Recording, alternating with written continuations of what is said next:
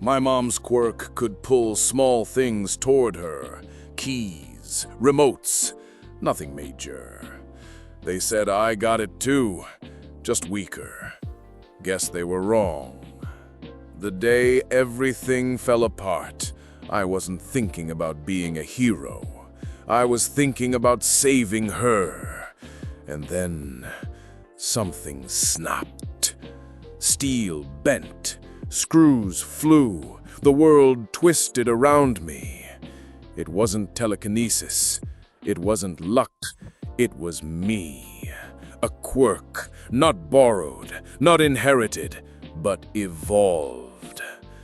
This is my story, not of a symbol, not of a legacy, but of a force no one saw coming. ChronoCrew Legends, welcome to What If Deku Had MAGNETO'S powers? Welcome, Legends, to Chronos Recom. I wrote this story myself, so if you've got an idea for the next part or a brand new What If you want to see, drop it in the comments below. And if you're enjoying the ride, don't forget to like, subscribe, and tap that bell so you never miss an upload. Now, let's jump straight into the story. The afternoon sun beat down on the Midoriya family car as it navigated the busy streets of Mizutofu. 4-year-old Izuku Midoriya fidgeted in his booster seat, alternating between nervous excitement and quiet apprehension. Today was the day, his quirk assessment appointment at Mizutofu General Hospital. "Mom, what if I don't have a quirk?" Izuku's small voice wavered, his bright green eyes fixed on his mother's reflection in the rearview mirror. Inko Midoriya smiled reassuringly. "Don't worry, sweetie. You're just a late bloomer. Most children manifest their quirks by age 4, and today's your birthday. I'm sure the doctor will have good news." "But what if it doesn't come? Kakin already has an amazing quirk, and he says..." "Whatever Katsuki says, you'll develop your own quirk soon," Inko interrupted gently. "Maybe it'll be like mine," she demonstrated by extending her hand, causing Izuku's all-might action figure to float across the back seat toward her. Izuku's eyes widened with wonder. "Attraction of small objects," he recited, having memorized his mother's quirk registry information. "Do you think I'll get that one? Or maybe Dad's fire breathing?" "We'll find out soon enough," Inko replied, turning her attention back to the road. The traffic light ahead turned green, and Inko accelerated through the intersection. Neither of them noticed the chaos erupting 2 blocks ahead, where a villain pursuit had veered dangerously close to their route. The first indication something was wrong came as a massive explosion rocked the street. Inko slammed on the brakes as debris scattered across the road. Through the windshield, Izuku watched in horror as a building's steel framework groaned and buckled. The structure began to collapse directly into their path. "Mom!" Izuku screamed, paralyzed with fear as massive steel beams and concrete chunks plummeted toward their car. Inko threw her arm protectively across her son, her quirk activating instinctively, but it was hopelessly inadequate against tons of falling debris. Time seemed to slow as Izuku's terror peaked, his heart pounding so violently it felt like it might burst from his chest. In that moment of pure survival instinct, something deep within Izuku Midoriya awakened. A sudden pulse erupted from his small body, invisible but powerful enough to vibrate the car windows. The descending debris froze in midair, suspended by an unseen force. Rebar, steel beams, metal pipes, and even the fine particles of iron dust hung perfectly still, forming a protective dome around their vehicle. Izuku's eyes glowed with electromagnetic energy, tears streaming down his face as power surged through him. His hands extended outward, fingers splayed as if grasping something immense. The metallic debris began to move, not falling, but reorganizing. Steel beams wove together in an intricate lattice. Rebar curved and intertwined, creating support structures. The entire collapsing building reconfigured itself into a perfect protective shell around the Midoriya car, defying both gravity and architectural logic. "Izuku," Inko whispered, her voice trembling with shock and awe. But her son couldn't respond. The enormous expenditure of power overwhelmed his small body. As the last piece of metal locked into place, creating an artistic dome of perfectly arranged steel, Izuku slumped unconscious in his seat. Emergency responders arrived minutes later, astonished by what they found. A 4-year-old boy, unconscious but unharmed, had somehow transformed a catastrophic building collapse into an intricate metal sculpture that protected both himself and his mother. Among the first responders was Dr. Tsubasa. The quirk specialist Izuku was scheduled to see that very afternoon. In 30 years of quirk medicine, I've never seen anything like this, Dr. Tsubasa murmured as paramedics carefully extracted the Midoriyas from their protective metal cocoon. This isn't just an awakening, it's an evolution. When Izuku finally regained consciousness in the hospital, his life had already changed forever. News cameras surrounded the hospital, reporting on the magnetic miracle. Inside, doctors confirmed what the incident had already proven. Izuku Midoriya possessed a quirk, but not just any quirk. He had developed an extraordinarily powerful evolution of his mother's attraction ability: complete electromagnetic manipulation. It appears to be a rare genetic mutation, Dr. Tsubasa explained to a still-dazed Inko. Your son has inherited the fundamental basis of your attraction quirk, but it's undergone a remarkable evolution. Instead of simple telekinetic attraction of small objects, he can generate and control electromagnetic fields with extraordinary precision and power. Izuku, sitting on the examination table, stared at his small hands in wonder. The metal stethoscope around Dr. Tsubasa's neck gently floated toward him without any conscious effort. The potential applications are virtually limitless, the doctor continued, seemingly unperturbed by his levitating equipment. Control of all metallic substances, electromagnetic pulse generation, manipulation of electrical currents, possibly even flight using magnetic repulsion. Young Midoriya may have one of the most versatile and powerful quirks I've documented in my career. Will he be okay? Inko asked, concerned by her son's dazed expression. Dr. Tsubasa nodded. Physically, yes, the power expenditure exhausted him, but there's no permanent damage. However, a quirk this powerful requires dedicated training and control. Without proper guidance, his abilities could be dangerous, both to himself and others. As if to emphasize this point, the metal examination table beneath Izuku creaked and began to warp slightly, responding to his emotions. I'd like to recommend a specialized training program, Dr. Tsubasa said, writing rapidly on his clipboard. There are facilities designed for children with hypotential quirks. With proper guidance, young Midoriya could harness this remarkable power safely. Izuku finally spoke, his voice small but steady. Can I become a hero with this quirk? Dr. Tsubasa and Inko exchanged glances before the doctor smiled warmly. Young man, with a quirk like yours, you could become one of the greatest heroes the world has ever seen. The next decade transformed Izuku Midoriya completely. Under the guidance of specialized trainers, his control over electromagnetic fields evolved from crude manipulations to precise mastery. By age 6, he could levitate all metallic objects in a room.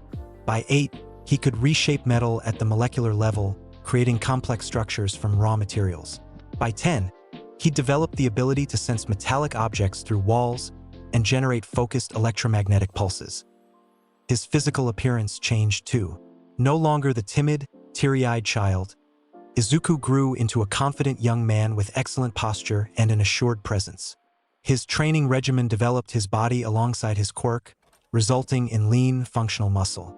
But the most dramatic transformation was in his demeanor. The formerly shy, hesitant boy became calm, measured, and quietly confident. His relationship with Katsuki Bakugo underwent the most profound change. Their childhood dynamic completely reversed after Izuku's quirk manifested. The day Izuku returned to preschool after the incident, Bakugo confronted him with his usual aggression. Don't think you're special just because you finally got a quirk, Deku, the explosive boy had shouted, palms crackling with miniature detonations. 4-year-old Izuku had simply extended his hand, and Bakugo's metal lunchbox flew from his backpack, hovering between them. With childish concentration, Izuku reshaped it into a perfect sphere, then back to its original form without damaging the contents. I don't want to fight, Kakin, Izuku had said quietly. We can both be heroes. That simple demonstration established a new reality between them. Though Bakugo would never admit it, he recognized the overwhelming power Izuku possessed. Their rivalry intensified over the years, but its nature fundamentally changed. Bakugo now constantly struggled to prove he could match Izuku's abilities, while Izuku simply focused on mastering his own potential. By his final year of middle school, 14-year-old Izuku Midoriya had become something of a local legend.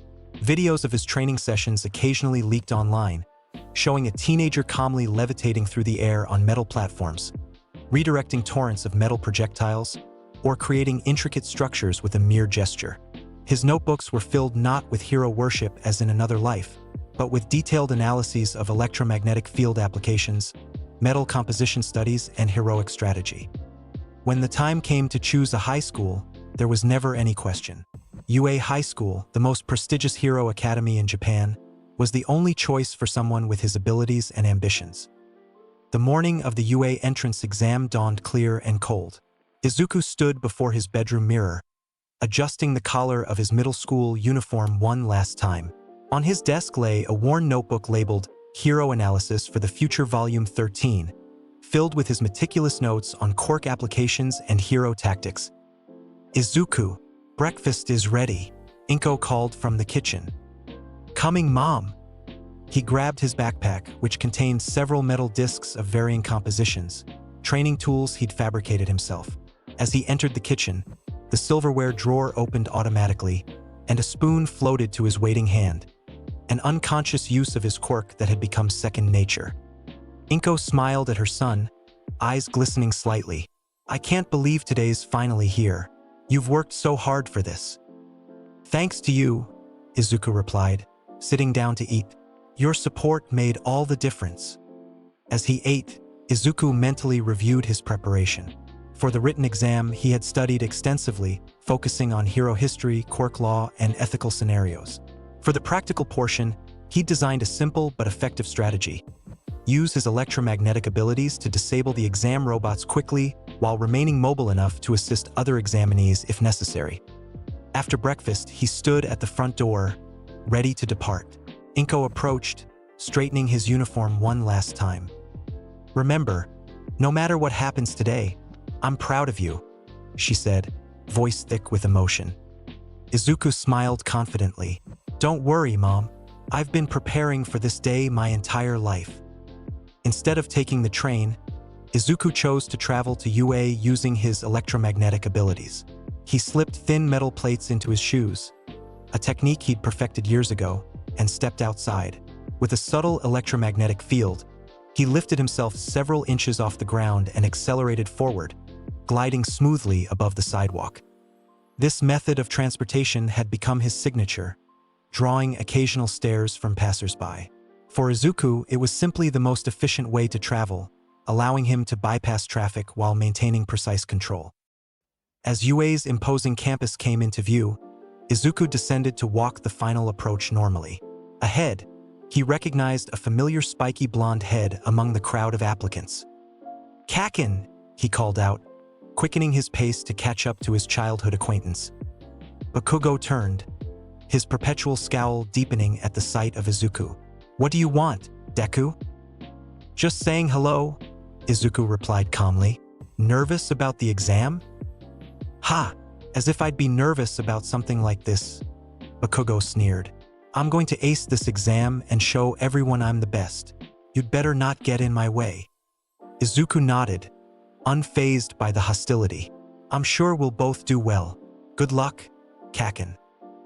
Before Bakugo could respond with another barb, a commotion ahead caught their attention. A girl with brown hair had tripped on the path. Instinctively, Izuku extended his hand, sensing the metal clasps on her backpack. With a gentle electromagnetic pull, he stabilized her before she could fall, then carefully released his control once she regained her balance. The girl turned, surprised. "Oh, did you help me just now? That was amazing. Was that your quirk? Some kind of telekinesis?" "Electromagnetic manipulation," Izuku explained with a smile. "I sensed the metal on your bag and gave you a little stability." "That's incredible. Thank you. I'm Achiko Uraraka, by the way. Izuku Midoriya. Nice to meet you." Bakugo had already stormed ahead, but Izuku and Uraraka continued toward the exam hall together, discussing their quirks and aspirations. When they entered the auditorium for orientation, Izuku found himself seated next to Bakugo, who pointedly ignored him. The lights dimmed, and the voice hero present mic bounded onto the stage with characteristic energy.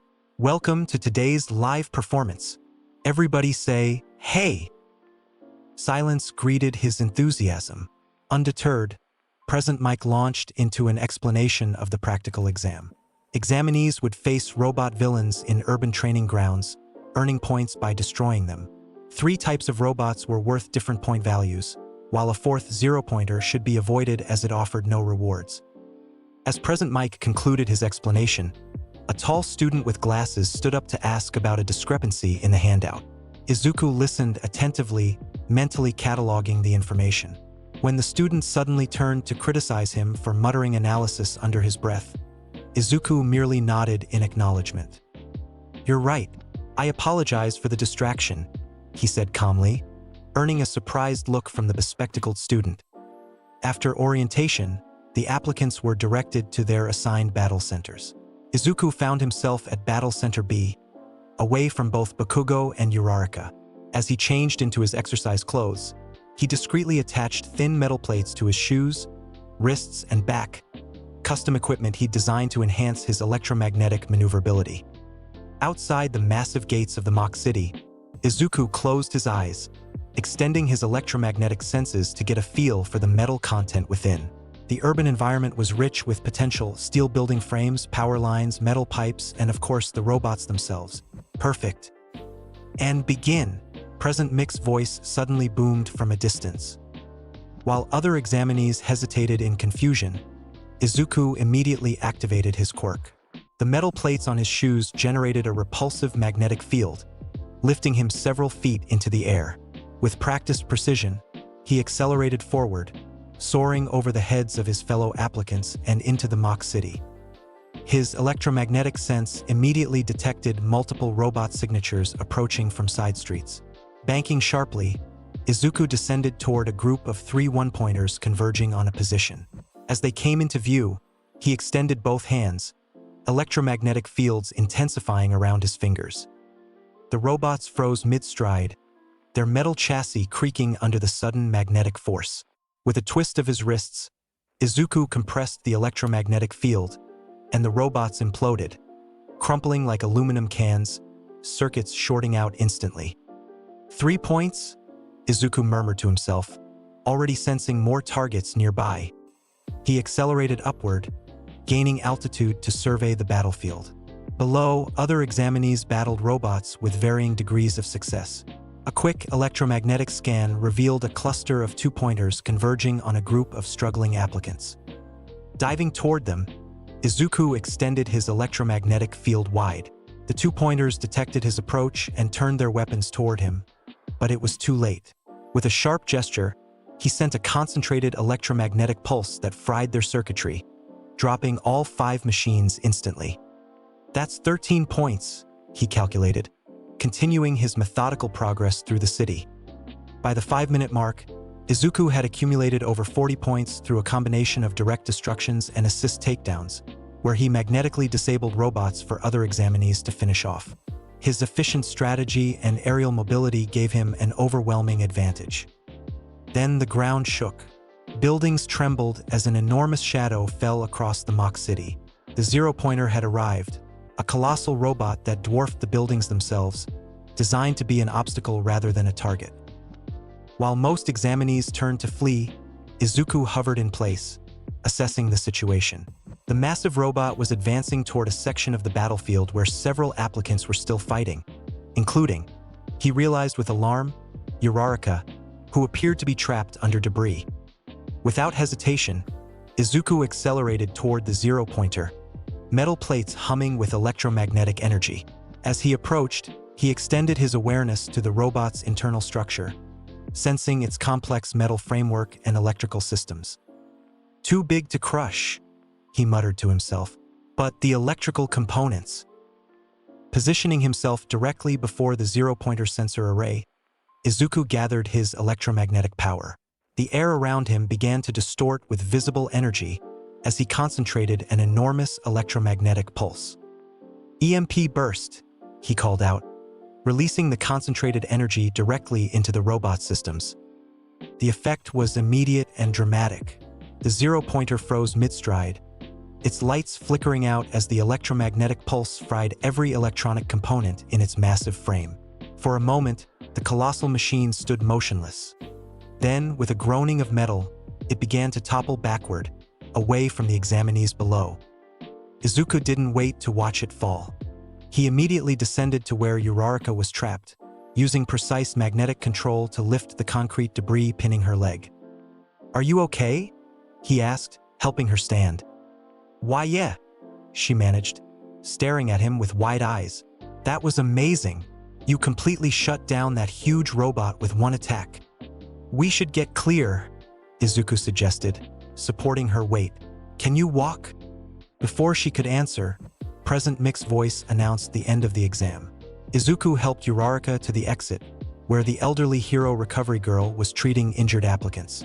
Only then did he realize that nearly every examinee and several UA faculty members were staring at him with expressions ranging from shock to admiration. In the monitoring room, the UA faculty had watched Izuku's performance with professional interest. "Young Midoriya's quirk is exceptionally powerful," said All Might, in his diminished true form. "Electromagnetic manipulation at that level could rival some pro heroes already." "It's not just the power," added Aizawa, eyes narrowed thoughtfully. "His application is precise and strategic. No wasted movement, no showing off. Every action had purpose." Principal Nizu nodded, his expression unreadable. "Indeed, we'll be watching his development with great interest." 1 week later, Izuku sat calmly at the Midoriya dining table as his mother paced nervously around him. "The results should be here any day now," Inko fretted. "What if they've been delayed? Maybe we should call." "Mom," Izuku interrupted gently. "It's fine. I'm confident in my performance." As if summoned by his words, there was a knock at the door. The mail carrier had delivered a small envelope bearing the UA insignia. Inko nearly snatched it from Izuku's hands in her excitement, then immediately returned it, apologizing profusely. Izuku opened the envelope carefully, extracting a small projection device. When activated, it displayed a hologram of All Might in his hero form. "I am here as a projection," the symbol of peace announced. "Young Midoriya, I'm pleased to inform you that you've been accepted to UA High School's hero course. Your performance in the entrance exam was nothing short of spectacular. You scored 78 villain points, the highest in this year's exam, plus 45 rescue points for your actions protecting other examinees, particularly against the zero-pointer." All Might's perpetual smile somehow widened further. "That's a total of 123 points, breaking the previous entrance exam record by a considerable margin. We expect great things from you at UA, young man. This is your hero academia." As the projection ended, Inko burst into tears of joy, hugging her son tightly. Izuku returned the embrace, allowing himself a moment of pride. The first step toward his dream had been taken. Now the real journey would begin. On the first day of classes at UA, Izuku arrived early, taking his time to absorb the prestigious institution's atmosphere. The main building towered impressively, its modern architecture a testament to the school's elite status. Inside, he located Class 1A and slid the door open to find only a few students had arrived before him. He recognized the serious-looking student with glasses from the entrance exam, now introducing himself to a girl with a ponytail. Nearby, a student with dual-colored hair sat in isolation, his expression cold and distant. "Excuse me," the glasses-wearing student approached immediately, moving with robotic precision. "I am Tenya Ida from Semi-Private Academy. I believe we met at the entrance exam." "Izuku Midoriya," he replied with a polite nod.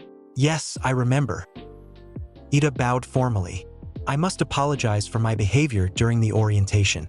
I misjudged you while you demonstrated true heroic insight during the practical exam. That electromagnetic quirk of yours was most impressive. Thank you, but there's no need to apologize." Their conversation was interrupted as more students arrived. including Uraraka, who enthusiastically greeted Izuku. The classroom quickly filled with an eclectic mix of students, each with unique appearances reflecting their quirks. Bakugo slouched in at the last minute, scowling when he spotted Izuku. "If you're here to make friends, you're in the wrong place." The gruff voice silenced the classroom chatter.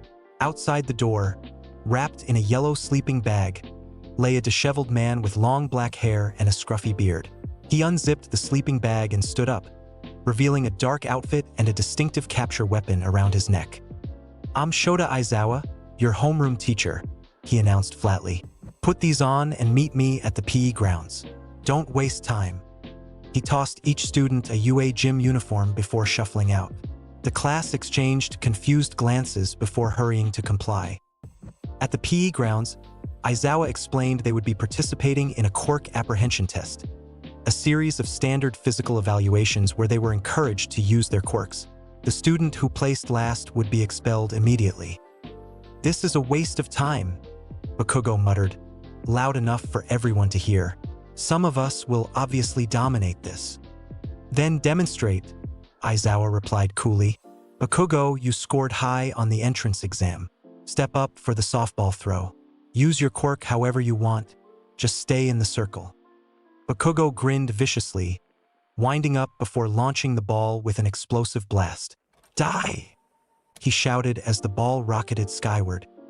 705.2 meters, Aizawa announced, showing the distance on his device. The class murmured in amazement, but Aizawa cut through their excitement. "Midoriya, you're next." Izuku stepped forward calmly, accepting the softball. He considered his approach for a moment before deciding on a technique. Holding the ball loosely in his palm, he generated a focused electromagnetic field around it. "Electromagnetic accelerator," he said quietly. With a sharp motion, he converted the magnetic potential energy into kinetic energy, launching the ball with such force that it created a visible shockwave in the air. The ball vanished from sight almost instantly. Aizawa's device beeped for several seconds before displaying 1.3 kilometers. The class erupted in shocked exclamations. Even Bakugo looked stunned before his expression darkened with rage. "What the hell, Deku?" he shouted. "Are you saying you've been holding back all these years?" Izuku met his gaze evenly. "I've never stopped improving, Kaken. Just like you." Before Bakugo could explode further, Aizawa stepped between them. "Enough. This isn't a competition between individuals. You're measuring your own capabilities." As the tests continued, Izuku demonstrated consistent excellence across all categories.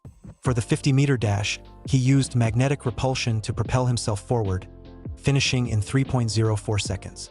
In the grip strength test, he amplified his natural strength with electromagnetic fields to achieve a reading that maxed out the device.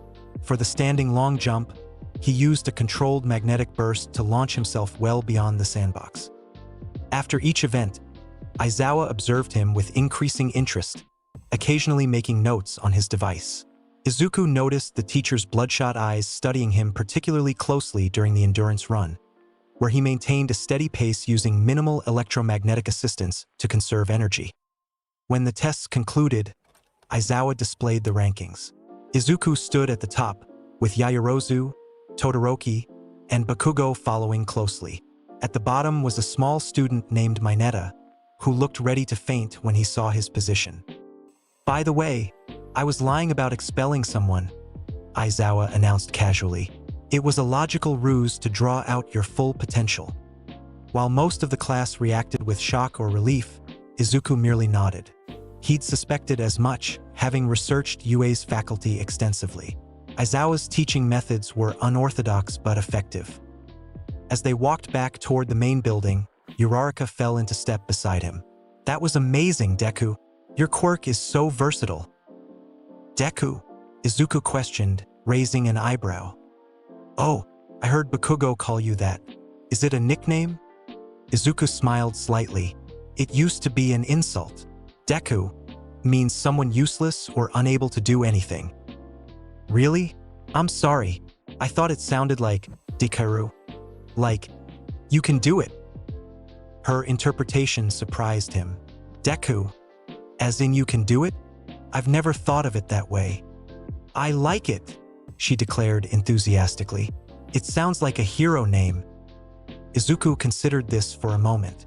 Maybe you're right, Deku. The hero who can do anything. He nodded decisively. I think I'll keep it. The next day brought their first hero basic training class, led by none other than All Might himself. The class buzzed with excitement as the number 1 hero burst through the classroom door with his trademark enthusiasm. I am here, coming through the door like a normal person, he announced, striking a heroic pose in his Silver Age costume. After explaining that they would be conducting indoor battle training, All Might directed them to change into their hero costumes and meet at ground beta. Izuku's costume was a practical design in dark green with black accents. Most importantly, it incorporated strategically placed metal components designed to work with his electromagnetic quirk. Reinforced boots with metal soles, metallic bracers on his forearms, and a utility belt containing various metal objects for emergency use. At ground beta, All Might explained they would divide into hero and villain teams for 2-on-2 battles inside a multi-story building. Heroes would attempt to secure a nuclear weapon replica or capture the villains, while villains would protect the weapon or capture the heroes. The matchups were determined by lottery. Izuku found himself paired with Uraraka as the hero team, facing Bakugo and Ida as villains. This will be quite the matchup, All Might commented. Young Midoriya and Bakugo seemed to have some history. While the villain team went to prepare, Izuku and Uraraka strategized outside the building. Bakugo will come after me immediately, Izuku explained, studying the building plans. His quirk is powerful but creates a lot of collateral damage. We can use that to our advantage. What about Ida? Uraraka asked. He'll stay with the weapon. His engine quirk makes him perfect for defense. Izuku traced potential routes on the blueprint. Here's what we'll do. I'll engage Bakugo and keep him occupied. While we're fighting, you use your zero gravity to move quietly through the upper floors and locate the weapon.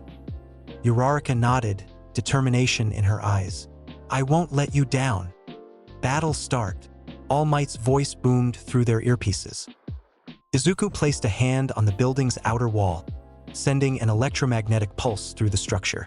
The returning signals painted a clear picture in his mind. Every metal pipe, wire, and structural element became visible to his senses. 5th floor, northeast corner, he said confidently. That's where the weapon is. How do you know? Uraraka asked, amazed. I can sense the metal components of the entire building. The weapon has a distinct signature, and I can feel Ida's armor moving around it. Izuku guided her to a side entrance. Let's move. They entered cautiously with Izuku in the lead. He kept his electromagnetic sense extended, tracking movements throughout the building. As expected, Bakugo's metal-laced gauntlets were moving rapidly toward their position. Bakugo's coming. 2nd floor, main stairwell, Izuku warned. When I engage him, make your way up the east staircase. It's clear all the way to the 5th floor. Got it, Uraraka confirmed. Moments later, Bakugo exploded into the corridor, his expression furious. Deku, he roared, igniting an explosion in his palm. Don't think you can make a fool of me with that quirk of yours. Izuku pushed Uraraka back gently. Go now, he whispered before turning to face his childhood rival. I was wondering when you'd show up, Kaken. Bakugo launched himself forward with an explosion, right arm cocked back for his opening move. Don't mock me, Deku. Instead of dodging, Izuku extended his hand, generating a focused electromagnetic field. Bakugo's forward momentum halted abruptly as his gauntlets, filled with metallic components, responded to the magnetic force. What the? Bakugo struggled against the invisible hold. Your equipment contains metal, Kaken, Izuku explained calmly, and metal responds to my will. With a sharp gesture, he sent Bakugo flying backward, careful to modulate the force to avoid serious injury. The explosive student crashed into the wall but recovered quickly, a savage grin spreading across his face. So that's how it's gonna be? Fine by me. He removed his gauntlets and tossed them aside. I don't need these to beat you. Now unencumbered by metal, Bakugo launched a series of explosive attacks, forcing Izuku to defend more actively. While he could still sense the nitroglycerin sweat Bakugo produced without direct metal contact, his control was less absolute. Izuku shifted strategies, using the building's metal infrastructure to his advantage. With subtle manipulations of electromagnetic fields, he pulled pipes from the walls and ceiling, creating makeshift barriers and projectiles. The hallway became a dynamic battlefield, with Bakugo's explosions countered by Izuku's precise metal manipulations. Meanwhile, Uraraka made her way undetected to the 5th floor. She found Ida guarding the weapon, performing an exaggerated villain routine that almost made her laugh. Maintaining stealth, she touched various objects around the room, making them weightless for her eventual attack. Back in the corridor battlefield, Bakugo grew increasingly frustrated as his attacks failed to land effectively. "Fight me properly, Deku," he demanded, chest heaving with exertion. "Stop hiding behind your quirk." "This is me fighting properly," Izuku replied, deflecting another explosion with a metal shield. "A hero uses every advantage available." Bakugo's rage peaked. "I'll show you what a real hero looks like." He prepared his largest explosion yet, the air shimmering with heat around his palms. Sensing the imminent danger, Izuku acted decisively. He magnetically pulled water from broken pipes in the walls, creating a swirling barrier between them. As Bakugo released his explosion, Izuku rapidly cooled and dispersed the water vapor, neutralizing much of the blast's force. Through his earpiece, Izuku heard Uraraka's voice. "I'm in position." "Time to end this," Izuku decided. He extended his electromagnetic field to its maximum radius, simultaneously affecting multiple metal elements throughout the building. The lights flickered as he drew power from the electrical systems. "Electromagnetic disruption," he announced. A controlled pulse rippled through the building, momentarily affecting all electronic devices, including Ida's armor, which locked up for a crucial second. In that moment, Uraraka released all her floating objects in a diversionary attack before launching herself toward the weapon. "Secured," she announced triumphantly. "Hero team wins," All Might's voice declared through the communication system. In the monitoring room, Class 1A watched the battle with awe. "That was incredible," Kaminari exclaimed. "Midoriya controlled the entire battlefield." "His quirk is so versatile," Yaoyorozu observed analytically. "Offense, defense, sensory capabilities, and environmental control, all from a single ability." "Yeah, but did you see how calm he stayed?" Kirishima added. "Even when Bakugo was going all out. That's real manliness." All Might studied the screens thoughtfully. The young Midoriya had demonstrated remarkable control and strategic thinking. His electromagnetic quirk was formidable, certainly, but it was his application, the precision and restraint, that truly impressed the symbol of peace. When the combatants returned to the monitoring room, All Might led a detailed analysis of the battle. Bakugo stood silently, fists clenched at his sides, while Izuku accepted constructive feedback with composed attention. "Young Midoriya," All Might concluded, "excellent work on battlefield control and team coordination. However, consider that in a real situation, electromagnetic pulses could affect civilian infrastructure or medical equipment. Always be mindful of collateral effects." Izuku nodded seriously. "You're right, All Might. I'll work on more targeted applications."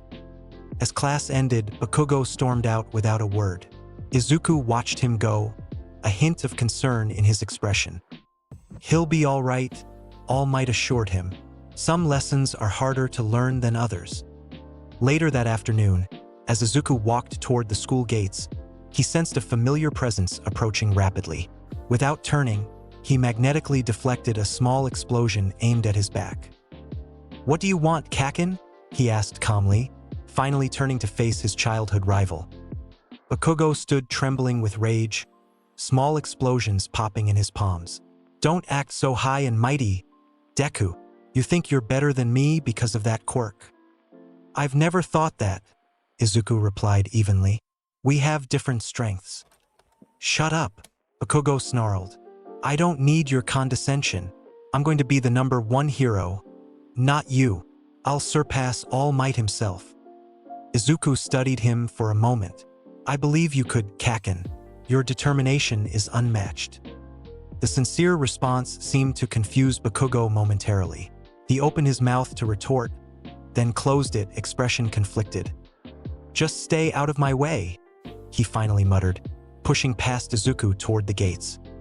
Izuku watched him go, understanding the complex emotions behind Bakugo's hostility.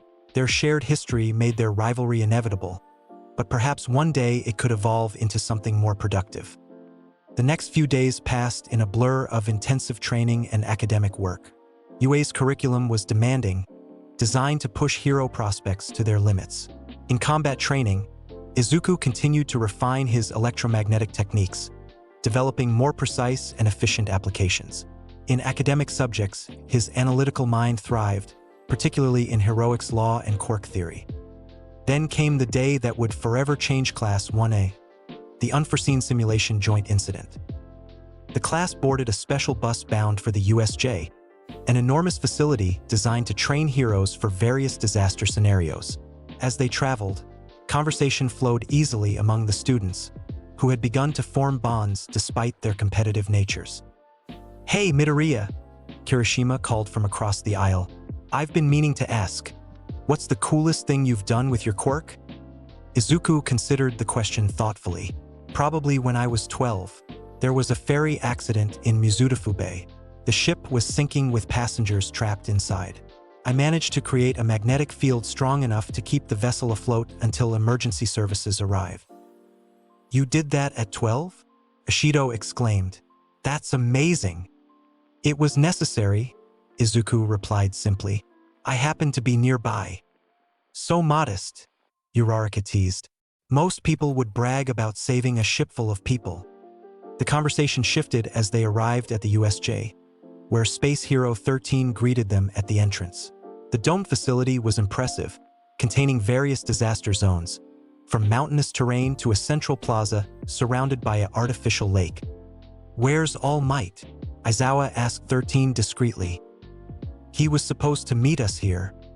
"He reached his limit during his morning work," 13 replied, holding up 3 fingers to indicate All Might had exhausted his transformation time. Aizawa sighed. "That man is the height of irresponsibility. Let's begin without him." As 13 began explaining the facility's purpose, Izuku's electromagnetic sense detected an anomaly. The atmosphere in the central plaza began to distort, forming what appeared to be a dark portal. "Sensei," Izuku interrupted urgently, "something's happening at the plaza." Both teachers turned sharply toward the location Izuku indicated. The dark portal had expanded, and figures began emerging from its depths. Dozens of them, with menacing appearances and hostile intent. "Those are villains," Aizawa stated grimly, pulling on his distinctive yellow goggles. 13, protect the students.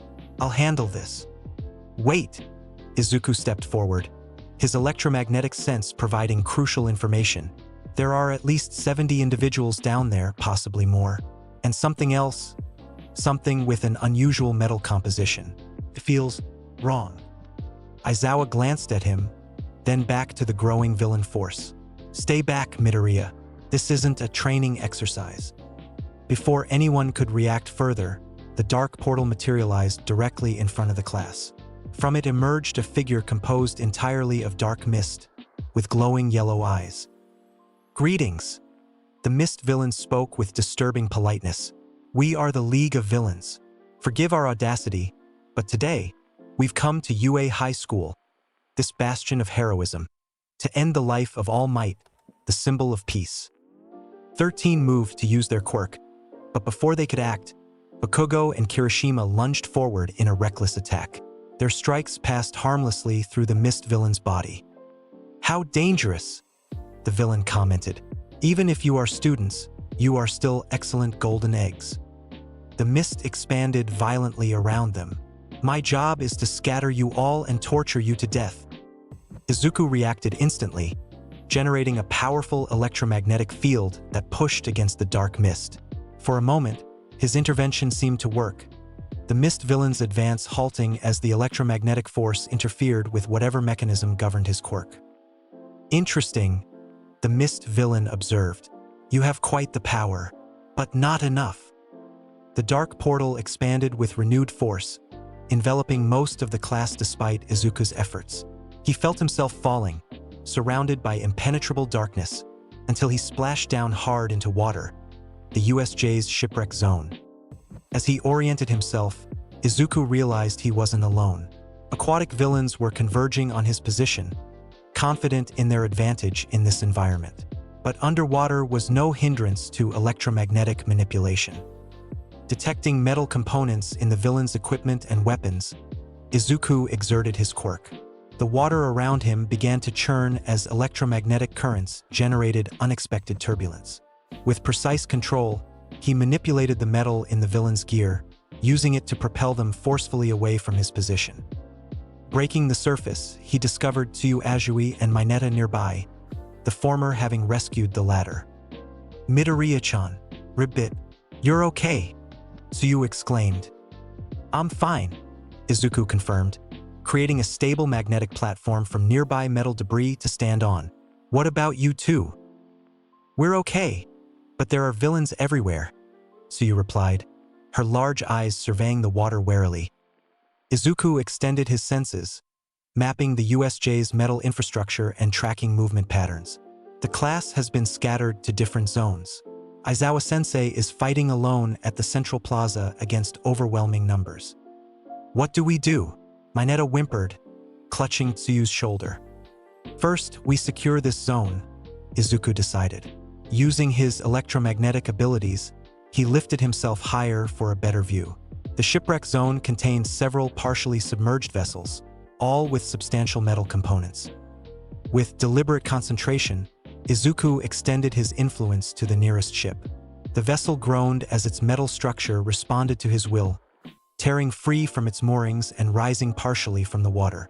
He reshaped the hull, creating a makeshift cage, then swept it through the water in a wide arc, collecting the aquatic villains in a single motion before sealing them inside.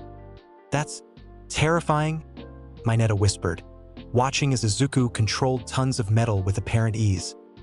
"Now for the rest of the USJ," Izuku continued, lowering himself back to their level. "We need to help the others. The villains came prepared to kill All Might, which means they have some way of actually doing it." He focused his electromagnetic sense toward the central plaza, where Aizawa was battling multiple opponents simultaneously. Aizawa-sensei is holding his own, but there's something else there, something dangerous. His eyes widened as he detected a massive figure with unusual metal components integrated into its body. The entity radiated wrongness, like nothing Izuku had encountered before. "We need to move," he decided. "I'll create a path across the water. Stay close to me." Using metal debris from the ships, Izuku formed a floating bridge toward the central plaza. As they crossed, they witnessed Aizawa's impressive combat skills, the Erasure hero efficiently neutralizing villain after villain despite being outnumbered. Then disaster struck.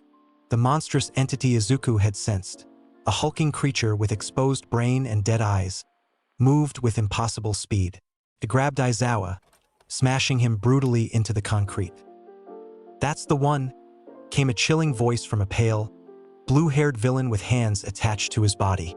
"That's the anti-symbol of peace, Nomu." Izuku's analytical mind processed the situation rapidly. The Nomu creature had metal reinforcements throughout its body, artificial components integrated with organic tissue. Those metal elements provided a potential advantage. "Azui-san," he whispered, "take Mineta and circle around toward the entrance. Stay hidden. I'm going to create a diversion." "That's too dangerous, Midoriya-chan," Tsuyu protested.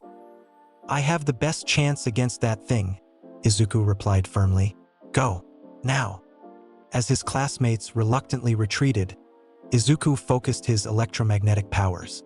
The metal debris around the plaza began to vibrate subtly as he gathered his strength. Then, with sudden intensity, he launched his attack.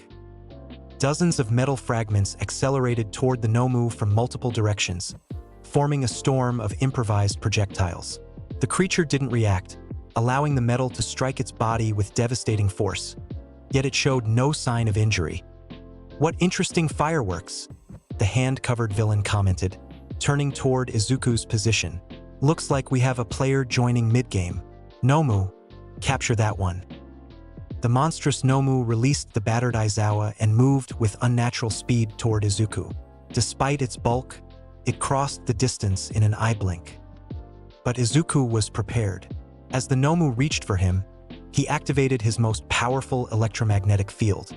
The creature's forward momentum halted abruptly as the metal throughout its body responded to Izuku's quirk. What? The hand villain's surprised voice carried across the plaza. Nomu, finish him. The creature strained against the electromagnetic hold, its muscles bulging grotesquely. Izuku felt sweat beading on his forehead as he maintained control against the Nomu's incredible strength. You have metal reinforcing your skeleton, Izuku observed, voice strained with effort. Designed for strength and durability. But metal responds to me. With a gesture of focused intensity, Izuku compressed the electromagnetic field around the Nomu. The creature's body began to contort unnaturally as the metal within it compressed and twisted. Organic tissue tore as the reinforcements warped under the immense magnetic pressure. No, no, and no! The hand villain screamed, scratching frantically at his neck. That's cheating. Nomu has shock absorption and regeneration. Physical attacks shouldn't work. This isn't a physical attack, Izuku replied, maintaining his concentration. I'm manipulating the very elements inside its body. The Nomu's frame continued to compress, its regeneration fighting a losing battle against the fundamental forces Izuku controlled. With a final surge of power, Izuku collapsed the creature's metal framework entirely, crumpling the once imposing monster into a misshapen mass of flesh and metal. The hand villain stared in shock. You broke my Nomu? Impossible. He was engineered to kill All Might. Izuku turned his attention to the villain, extending his electromagnetic sense toward him. You have multiple metal objects on your person. Surrender now. The villain's body suddenly froze as Izuku took control of the various metal elements in his clothing and equipment. Kurogiri, the villain screamed. Get us out of here, now. The mist villain materialized beside his companion. Shigaraki Tamura, what about the Nomu? It's broken. This monster broke it. We need to retreat. Before Izuku could stop them, the mist villain enveloped Shigaraki, and both disappeared through a portal. Izuku immediately rushed to Aizawa's side, using his quirk to gently straighten the metal components in his teacher's capture weapon and support his injured body. Midoriya, Aizawa managed through broken teeth. The other students... I'll find them, Izuku assured him. Just then, the entrance doors of the USJ burst open with tremendous force. Have no fear, boomed an instantly recognizable voice. For I am here. All Might had arrived, his perpetual smile replaced by an expression of cold fury. He took in the scene, the defeated villains, the crumpled Nomu, the injured Aizawa, and Izuku standing protectively over his teacher. Young Midoriya, All Might said, his voice softening slightly, you've done well. I'll take it from here. The aftermath of the USJ incident sent shockwaves through UA and the hero community at large. The media swarmed the school gates, demanding answers about how villains had infiltrated Japan's premier hero institution. Inside, Class 1A processed their first real taste of villain combat. For Izuku, the incident provided valuable insights into his quirk's potential against biological targets with metal components. The Nomu had been engineered to kill All Might, yet Izuku had neutralized it by manipulating its metal reinforcements. This discovery opened new avenues for his electromagnetic applications, particularly against technologically enhanced opponents. Recovery Girl had healed Aizawa's most severe injuries, though the teacher would need time to fully recover. In his absence, various pro-heroes filled in for their heroics classes, including the Fiery Endeavor, whose disdainful attitude toward the students contrasted sharply with All Might's encouraging approach. 2 days after the USJ attack, Principal Nizu announced that the UA Sports Festival would proceed as scheduled, despite security concerns. To cancel would be to show weakness, the intelligent animal principal explained. We must demonstrate that UA remains undaunted. For the hero course students, the sports festival represented a crucial opportunity. Pro heroes from across Japan would be watching, scouting potential interns and future sidekicks. A strong showing could launch a student's hero career before it officially began. Izuku approached the event with methodical preparation.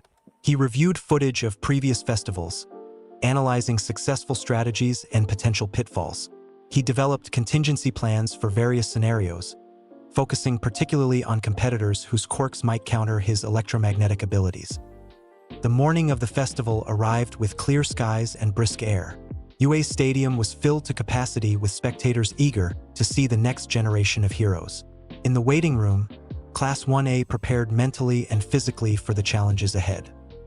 Midoriya, Todoroki approached him with cold determination. Objectively speaking, I'm stronger than you. The room fell silent as the dual quirk user continued. But you managed to defeat that brain villain at the USJ when the rest of us were helpless. Your electromagnetic quirk is formidable. Consider this a declaration of war. I will defeat you today.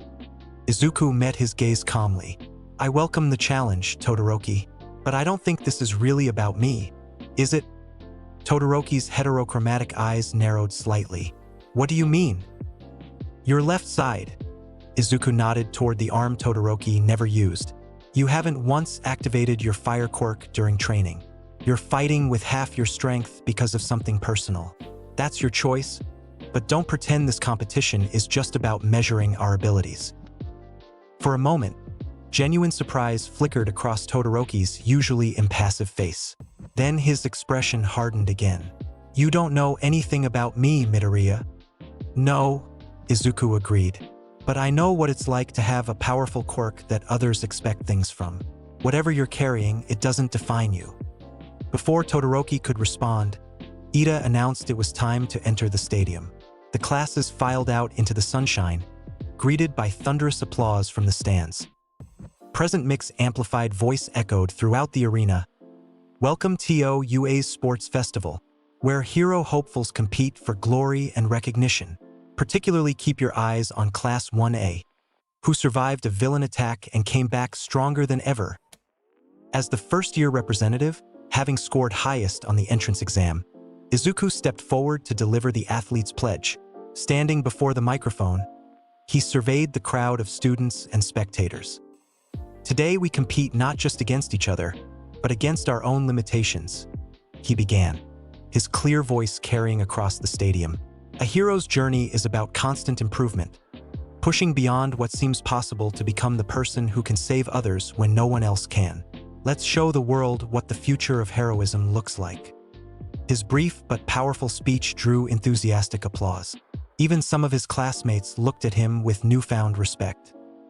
Midnight, the R-rated hero serving as referee, took the stage to announce the first event, an obstacle race around the stadium's perimeter. The entire first-year cohort, over 200 students, would compete simultaneously, with only the top 42 advancing. As the students lined up at the starting gate, Izuku positioned himself carefully, analyzing the narrow corridor that would inevitably create a bottleneck. When Midnight gave the signal, the mass of students surged forward, immediately crowding the passage. Rather than fight through the crush, Izuku activated his quirk. The metal components in his costume responded, lifting him above the crowd. He accelerated forward, easily clearing the first obstacle while others struggled below. Look at this, folks. Present Mix commentary boomed. Class 1. Izuku Midoriya is literally flying over the competition with his electromagnetic quirk. The first real obstacle appeared, a field of giant robots, including several zero-pointers from the entrance exam. While other students began engaging or maneuvering around them, Izuku took a more direct approach. Focusing his electromagnetic powers, he sent a precisely calibrated EMP toward the robots' control systems. The massive machines froze mid-motion, their electronic brains temporarily disabled. Izuku soared over them unimpeded, maintaining his lead. What an incredible display of quirk application, Present Mike shouted. Midoriya just shut down those robots without breaking a sweat. The second obstacle was the fall, a series of stone pillars separated by deep chasms. Again, Izuku's magnetic flight gave him a significant advantage, allowing him to cross without slowing. Behind him, Todoroki created ice bridges while Bakugo used explosions for propulsion, both fighting for second position. The final obstacle was a minefield. While designed to be non-lethal, the pink explosives could certainly knock competitors out of the race. Izuku hovered above the field, using his electromagnetic sense to detect the mine's metal components. With precise manipulation, he triggered multiple explosions behind him, creating a hazardous barrier for those following. A strategic move from Midoriya, President Mike announced. He's not just racing ahead, he's actively impeding his pursuers. Izuku crossed the finish line well ahead of the competition, with Todoroki and Bakugo eventually securing second and third places respectively. As the dust settled, the top 42 competitors assembled for the second event. The next challenge, Midnight announced with a dramatic flourish, is a cavalry battle. You'll form teams of 2 to 4 people, with point values assigned based on your placement in the obstacle race. She explained that each participant had a point value based on their ranking, with the first-place finisher Izuku worth 10 million points. This effectively painted a target on his back, as capturing his headband would guarantee advancement regardless of other points. You have 15 minutes to form your teams, Midnight concluded. Choose wisely. Immediately, the other students gave Izuku a wide berth. No one wanted to team up with the primary target except Uraraka, who approached him without hesitation. Let's work together, Deku, she declared cheerfully. We made a good team during the battle training. Izuku smiled gratefully. Thanks, Uraraka. I was thinking we should recruit Ida for his mobility and… I'm sorry, Midoriya, Ida interrupted, approaching with uncharacteristic seriousness. But I've always seen you as someone to beat. This competition is my chance to challenge you directly. I'll be joining Todoroki's team. Though surprised by Ida's decision, Izuku nodded respectfully. I understand. Good luck, Ida. In the end, Izuku formed a team with Uraraka, Tokoyami, and Hatsum, a support course student eager to showcase her babies, inventions, to watching companies. Their strategy leveraged Izuku's electromagnetic control, Uraraka's gravity nullification, Tokoyami's dark shadow for defense, and Hatsum's support equipment for enhanced mobility. When the cavalry battle began, every team immediately targeted Izuku's group. As expected, Izuku commented calmly, everyone's coming for the 10 million points. What's the plan? Tokoyami asked, dark shadow manifesting protectively. Aerial evasion, Izuku replied. Using his electromagnetic abilities combined with Uraraka's zero gravity, he lifted their entire formation several meters above the ground, well beyond the reach of most competitors. What an incredible strategy, President Mick's voice boomed. Team Midoriya has taken to the sky, making their headband nearly impossible to reach. From their elevated position, they could observe the chaos below as teams battled for lesser point values. Todoroki's team, featuring Ida, Yaoyorozu, and Kaminari, methodically collected headbands with coordinated precision. Bakugo's team used explosive mobility to snatch points from unwary opponents. They'll adapt soon, Izuku warned his team. We can't stay static. As if confirming his prediction, Todoroki's team suddenly changed direction, heading straight for them. Yaoyorozu created a long capture pole while Kaminari prepared an electrical discharge. Brace for impact, Izuku warned. As Kaminari released his electricity, Izuku generated an electromagnetic field that diverted the current harmlessly around their formation. My electricity, Kaminari stared in surprise. You controlled it.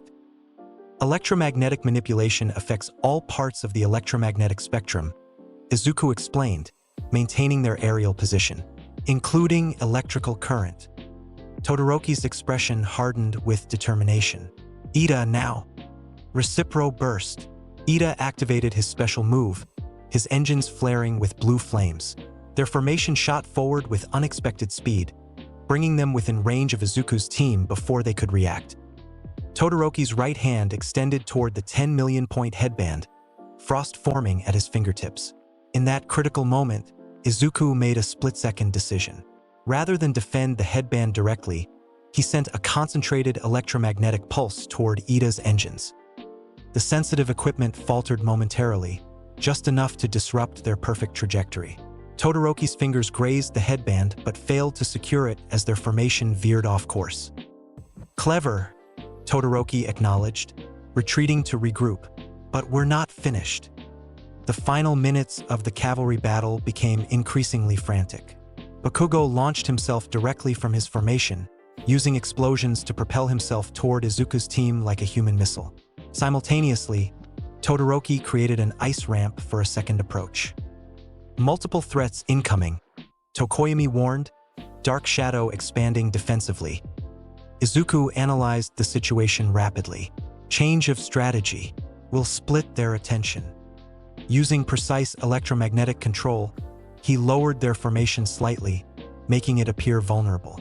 As both Bakugo and Todoroki converged on their position, Izuku waited for the perfect moment. "Now," he commanded. Uraraka released her quirk while simultaneously touching Tokoyami and Hatsum, making them temporarily weightless. In that same instant, Izuku generated a powerful magnetic repulsion field, sending Bakugo and Todoroki's team veering away from each other while propelling his own team in a third direction. The maneuver succeeded, preserving their 10 million points until the final buzzer sounded. "Time's up," Midnight announced. The 4 teams advancing to the final round are Team Midoriya, Team Todoroki, Team Bakugo, and Team Shinso. After a brief intermission for lunch, the 16 finalists prepared for the tournament portion of the festival. The matchups were determined by lottery, with Izuku drawing Shinso Hitoshi from General Studies as his first opponent. Before the matches began, Ojiro Mashireo approached Izuku with a warning. "Be careful with Shinso. He has some kind of mind control quirk that activates when you respond to him verbally. I lost all control during the cavalry battle after answering a simple question." Izuku thanked him for the information, adding it to his mental strategy. When his match was called, he walked onto the concrete stage with measured confidence, facing the purple-haired General Studies student across the battlefield. "So you're the famous Midoriya," Shinso called out, his expression bored despite the intensity in his eyes. "The electromagnetic wonder kid. Must be nice having such a flashy, powerful quirk from birth. Some of us weren't so lucky." Remembering Ojiro's warning, Izuku remained silent, analyzing his opponent carefully. Shinso's eyes narrowed. "Nothing to say? Are you looking down on me because I'm from General Studies? Do you think someone without a combat quirk doesn't deserve to be here?" The provocation was obvious, but Izuku maintained his silence, focusing instead on the metal components around the stage. Microphones, reinforcement bars in the concrete, support structures. "Fine," Shinso spat. "Stay quiet. But remember this. Not everyone is blessed with power. Some of us have to fight 10 times harder just to be noticed. Is that fair, hero?" When Midnight signaled the start of the match, Shinso made one final attempt. "Is that why you refuse to speak? Because you're afraid of my quirk?" Instead of responding verbally, Izuku activated his electromagnetic sense, locating the metal filaments in the stage microphones. With careful manipulation, he used them to project his voice. "I respect your determination, Shinso, but this match is already over." Before Shinso could process what was happening, Izuku sent a gentle electromagnetic pulse through the stage floor, targeting the metal eyelets in Shinso's boots. The General Studies student found himself lifted several inches off the ground, then slowly but inexorably moved backward until he crossed the boundary line. "Shinso is out of bounds," Midnight declared. Midoriya advances to the second round. As he left the stage, Izuku approached Shinso.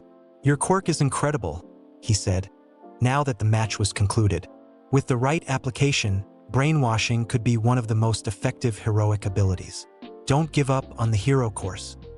Shinso stared at him in surprise before his expression hardened. "I don't need your pity." "It's not pity," Izuku replied. "It's professional assessment. Heroes like Eraserhead started in General Studies too.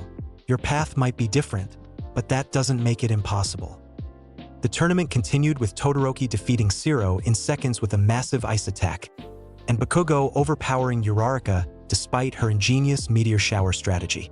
For his quarterfinal match, Izuku faced Tokoyami, whose Dark Shadow quirk presented an interesting challenge. Dark Shadow is composed of sentient energy, not metal, Izuku mused as he prepared. I can't control it directly, but light affects its strength.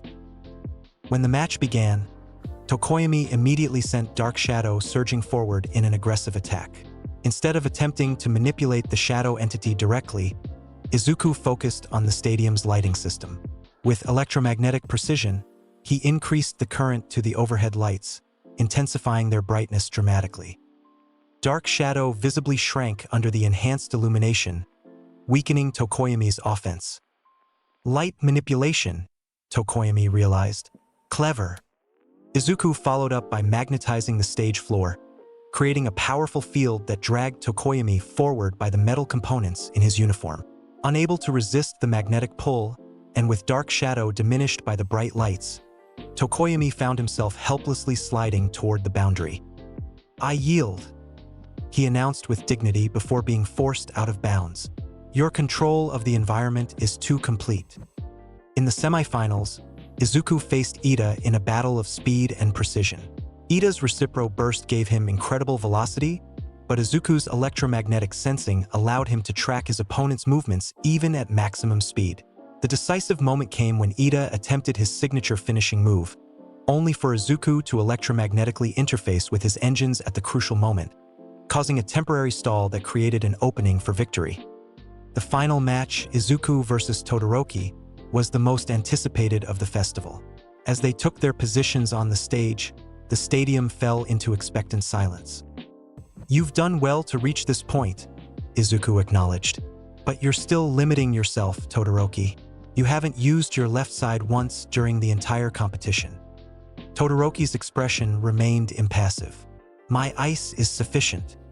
When Midnight gave the signal to begin, Todoroki immediately unleashed a massive ice attack, far larger than anything he'd used previously.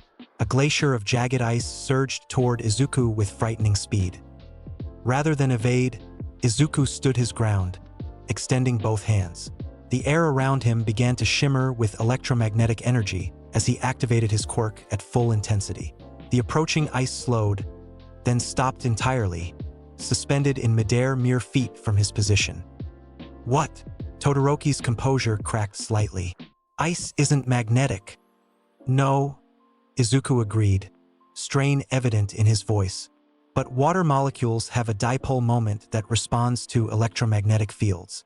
Your ice is still H2O, just in solid form. With visible effort, Izuku pushed the suspended ice back toward Todoroki, who was forced to dodge his own attack.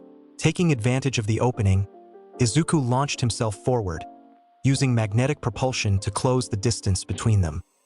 Todoroki responded with a barrage of ice attacks, each more intense than the last. Izuku navigated through them with electromagnetic precision, occasionally manipulating the ice itself when necessary. The temperature on the battlefield dropped precipitously as Todoroki continued to use only his right side. You're slowing down, Izuku observed, noticing frost accumulating on Todoroki's right arm. The thermodynamic backlash of your ice quirk is affecting you. You need your fire to balance it. Shut up, Todoroki growled, unusually emotional. I will never use his fire. Izuku landed several meters away, studying his opponent thoughtfully. His fire? You mean your father's? Is that what this is about? Todoroki launched another ice attack, but it was noticeably weaker than before. His body was shivering, parts of his right side covered in frost. Your quirk is your own, Todoroki, Izuku stated firmly, not your father's. By refusing to use half of your power, you're not rejecting him, you're limiting yourself. You don't understand, Todoroki shot back. You weren't created to be someone's tool. In that moment of emotional vulnerability, Izuku struck. Using electromagnetic acceleration, he crossed the distance between them instantly, landing directly before Todoroki. You're right, I don't know your circumstances, Izuku acknowledged, but I do know what it means to have power and responsibility. Your fire is part of you, just like my electromagnetic abilities are part of me. Denying that is denying yourself. As he spoke, Izuku placed his palm against Todoroki's frost-covered chest. With careful electromagnetic manipulation, he began vibrating the ice molecules, generating friction heat. "What are you doing?" Todoroki asked, confusion replacing anger. "Helping you warm up," Izuku replied, "but it would be much more efficient if you did it yourself." Something shifted in Todoroki's dual-colored eyes.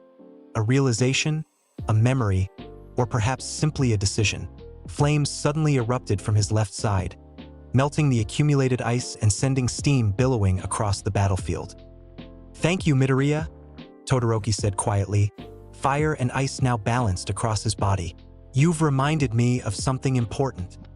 For the first time in the festival, Todoroki activated both sides of his quirk simultaneously.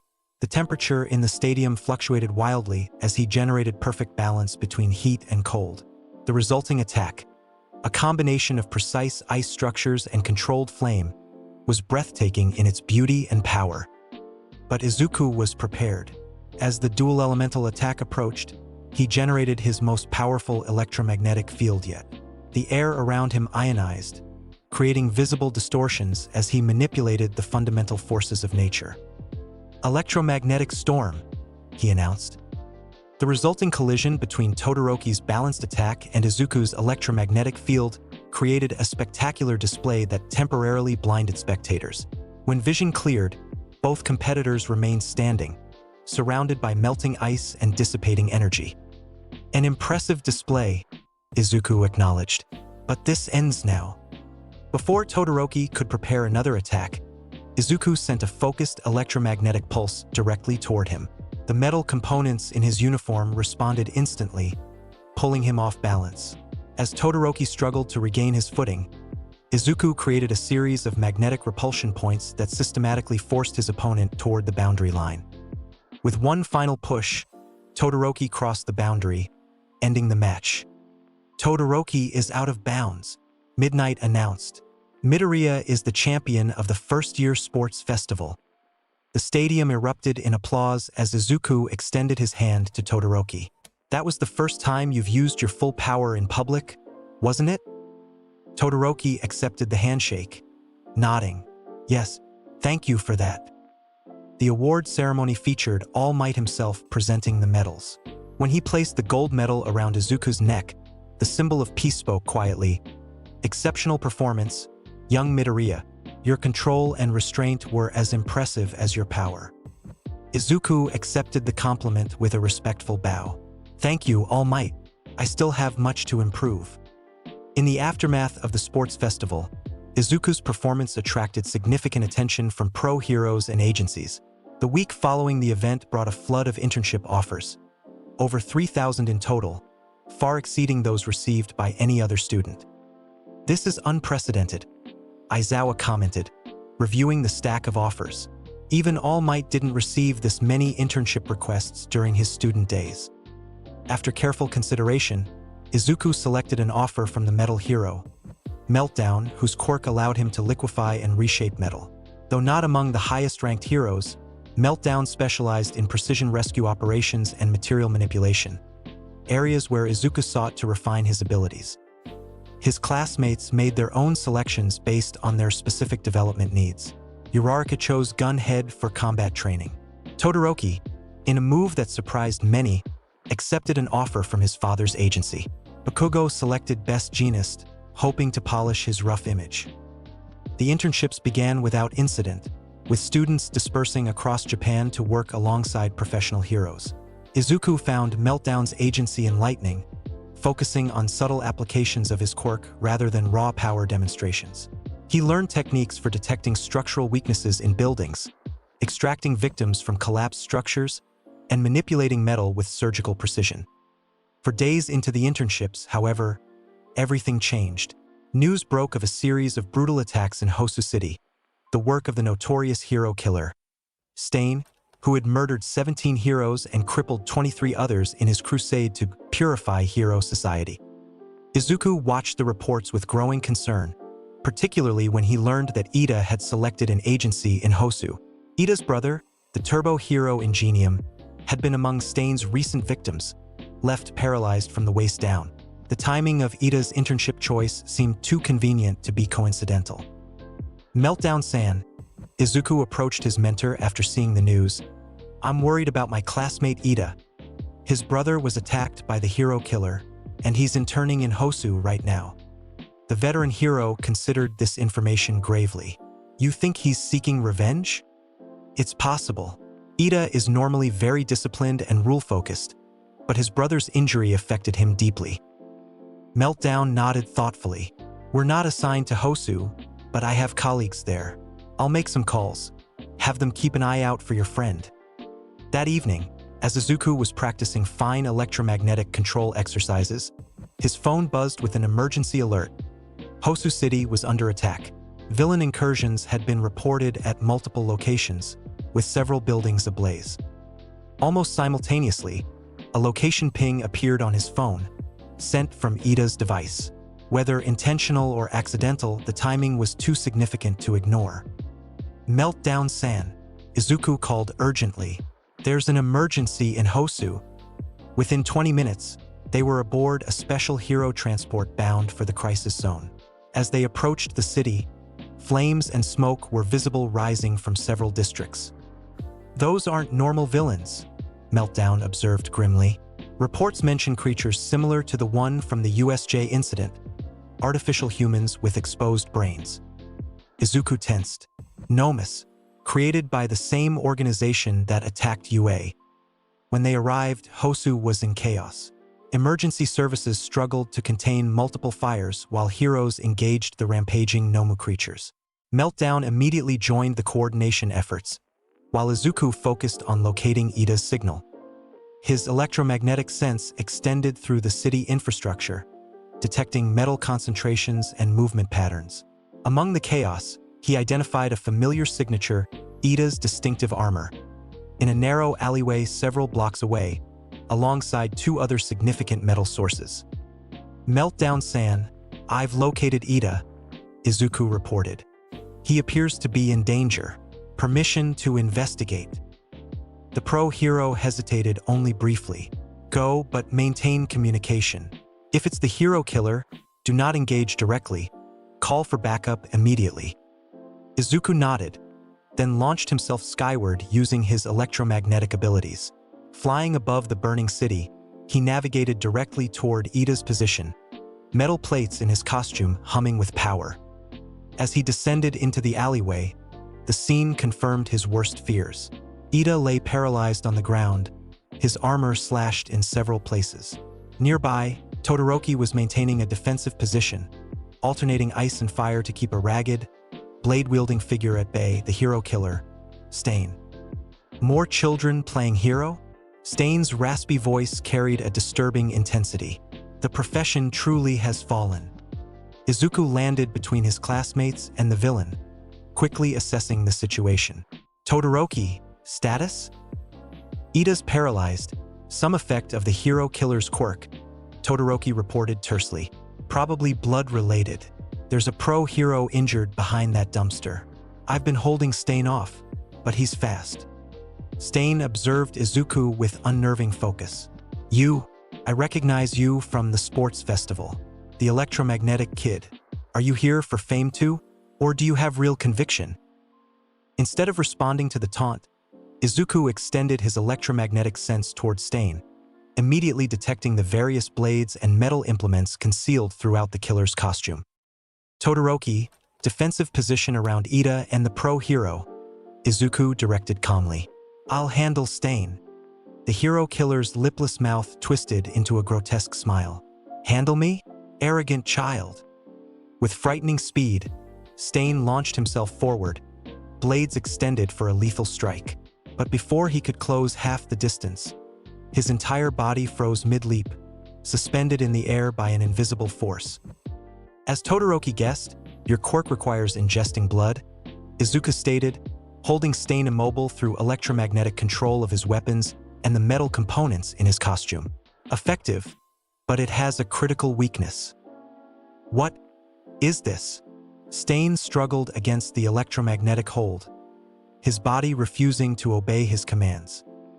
You carry 17 distinct metal weapons, Izuku explained. systematically disarming the villain by magnetically removing each blade from his possession. Plus metal buckles, zippers, eyelets, and reinforcements throughout your costume. Against someone who controls metal, you're at a significant disadvantage. The confiscated weapons orbited Izuku in a controlled pattern as he maintained his hold on the hero killer. With careful precision, he compressed Stain's remaining metal accessories, effectively binding the villain's limbs. Now, Izuku continued, lowering Stain to a kneeling position, let's discuss releasing my friends from your quirk's effect. I don't answer to false heroes, Stain spat, still struggling against his invisible bonds. Izuku considered the villain thoughtfully. You claim to purge heroes who lack conviction, those motivated by fame or money rather than genuine desire to help others. Is that correct? Something shifted in Stain's manic eyes. The only one worthy of the title hero is All Might. The rest are imposters defiling the name.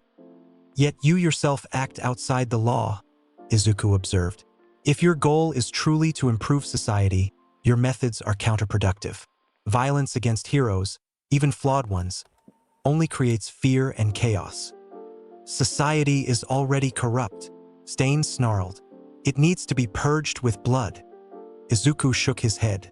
No, it needs to be improved through example and inspiration. All Might doesn't create change through fear, he does it through hope. For a moment, something almost like respect flickered across Stain's face. Before he could respond, however, the alley filled with a massive presence. A Nomu creature crashing through from the main street. Todoroki, Izuku called, maintaining his control of Stain while turning to face this new threat. Todoroki immediately created an ice barrier, but the Nomu smashed through it effortlessly, lunging toward the injured hero. Izuku extended his electromagnetic influence, sensing the metal components within the artificial human. Unlike the USJ Nomu, this one had fewer reinforcements, but they were still sufficient for his purposes. With a gesture, he halted the Nomu's advance, suspending it alongside the still restrained Stain. The strain of controlling both simultaneously was evident in Izuku's furrowed brow, but his focus remained unbroken. Are there more Nomus nearby? He asked, voice tight with concentration. 2 others, last I saw, Todoroki confirmed. Heroes were engaging them near the train station. Izuku nodded grimly. We need to alert the pros about our location. Todoroki, can you send a signal? Todoroki complied, generating a massive pillar of ice and flame that rose above the surrounding buildings, an unmistakable beacon in the night sky. Within minutes, professional heroes converged on their position, led by Endeavor himself. The Flame Hero's expression showed rare surprise as he took in the scene. The notorious hero killer and a Nomu, both immobilized by a first-year student's quirk. Impressive control, boy, Endeavor acknowledged gruffly. As the pros secured Stain and the Nomu, Izuku finally released his electromagnetic hold, exhaustion evident in his posture. The effects of Stain's quirk began wearing off, allowing Ida to move once more. Midoriya, Todoroki. Ida's voice was thick with emotion. I must apologize. I was consumed by vengeance and acted shamefully.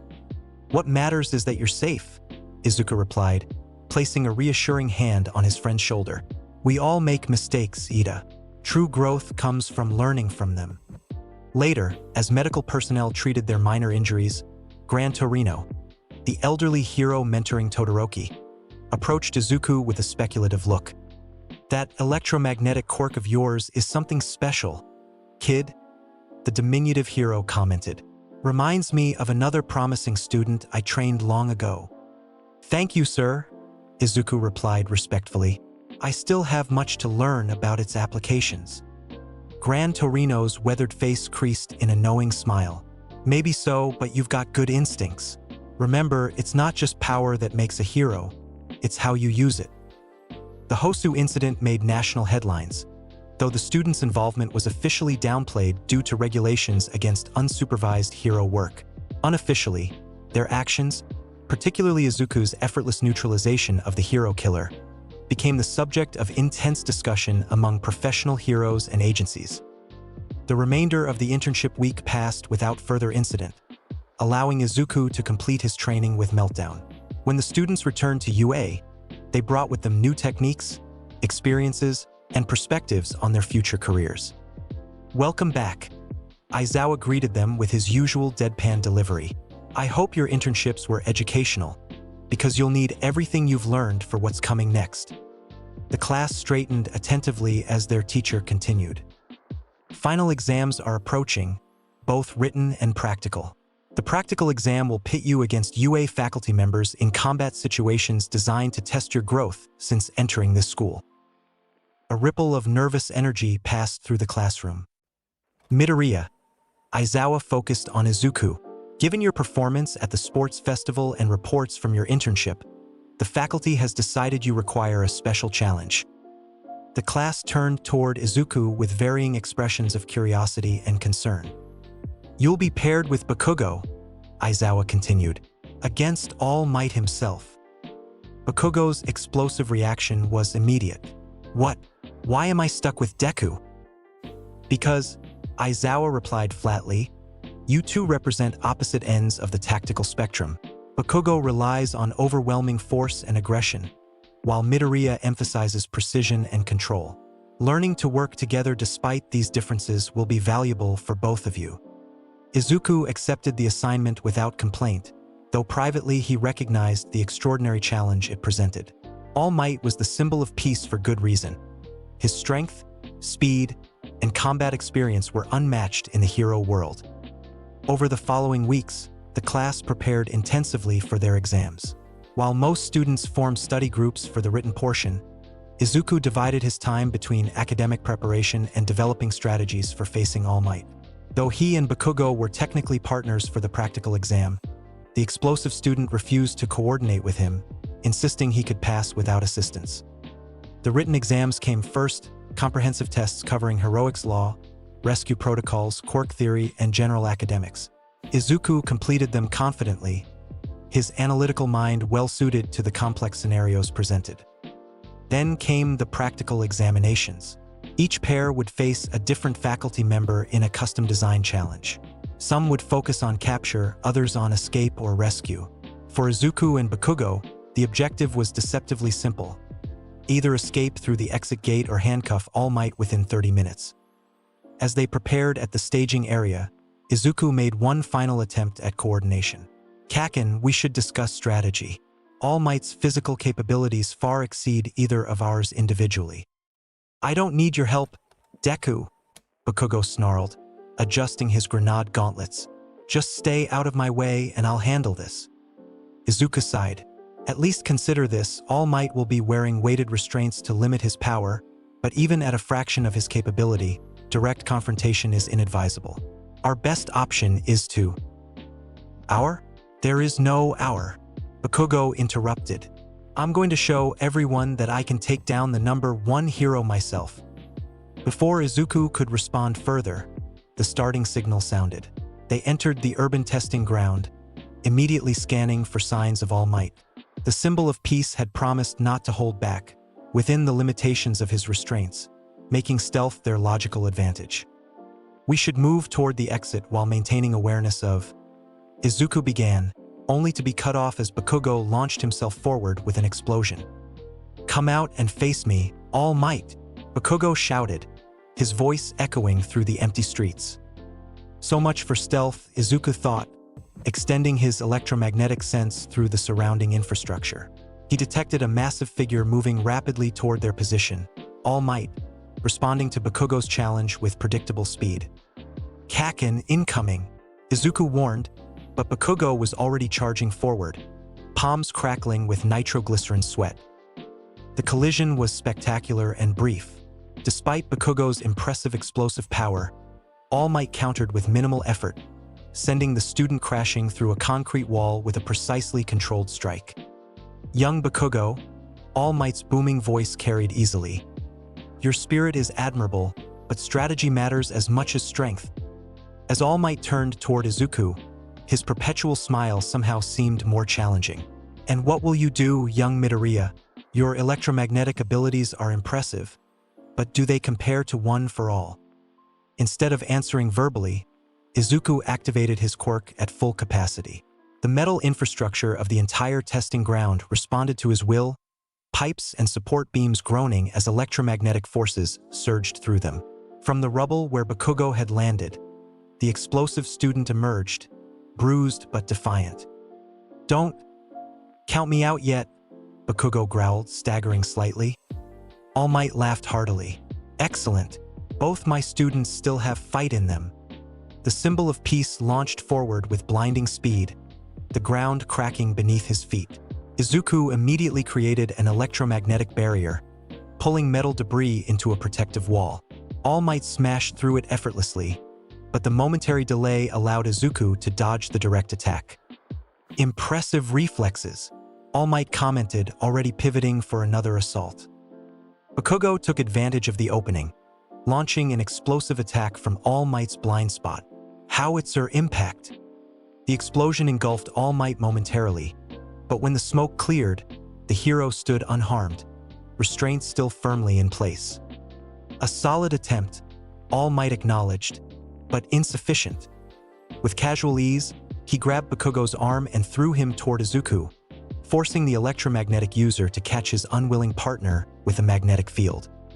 "Thanks for nothing," Bakugo spat as Izuku set him down safely. "Kaken, we need to work together," Izuku insisted. "Neither of us can overpower him individually."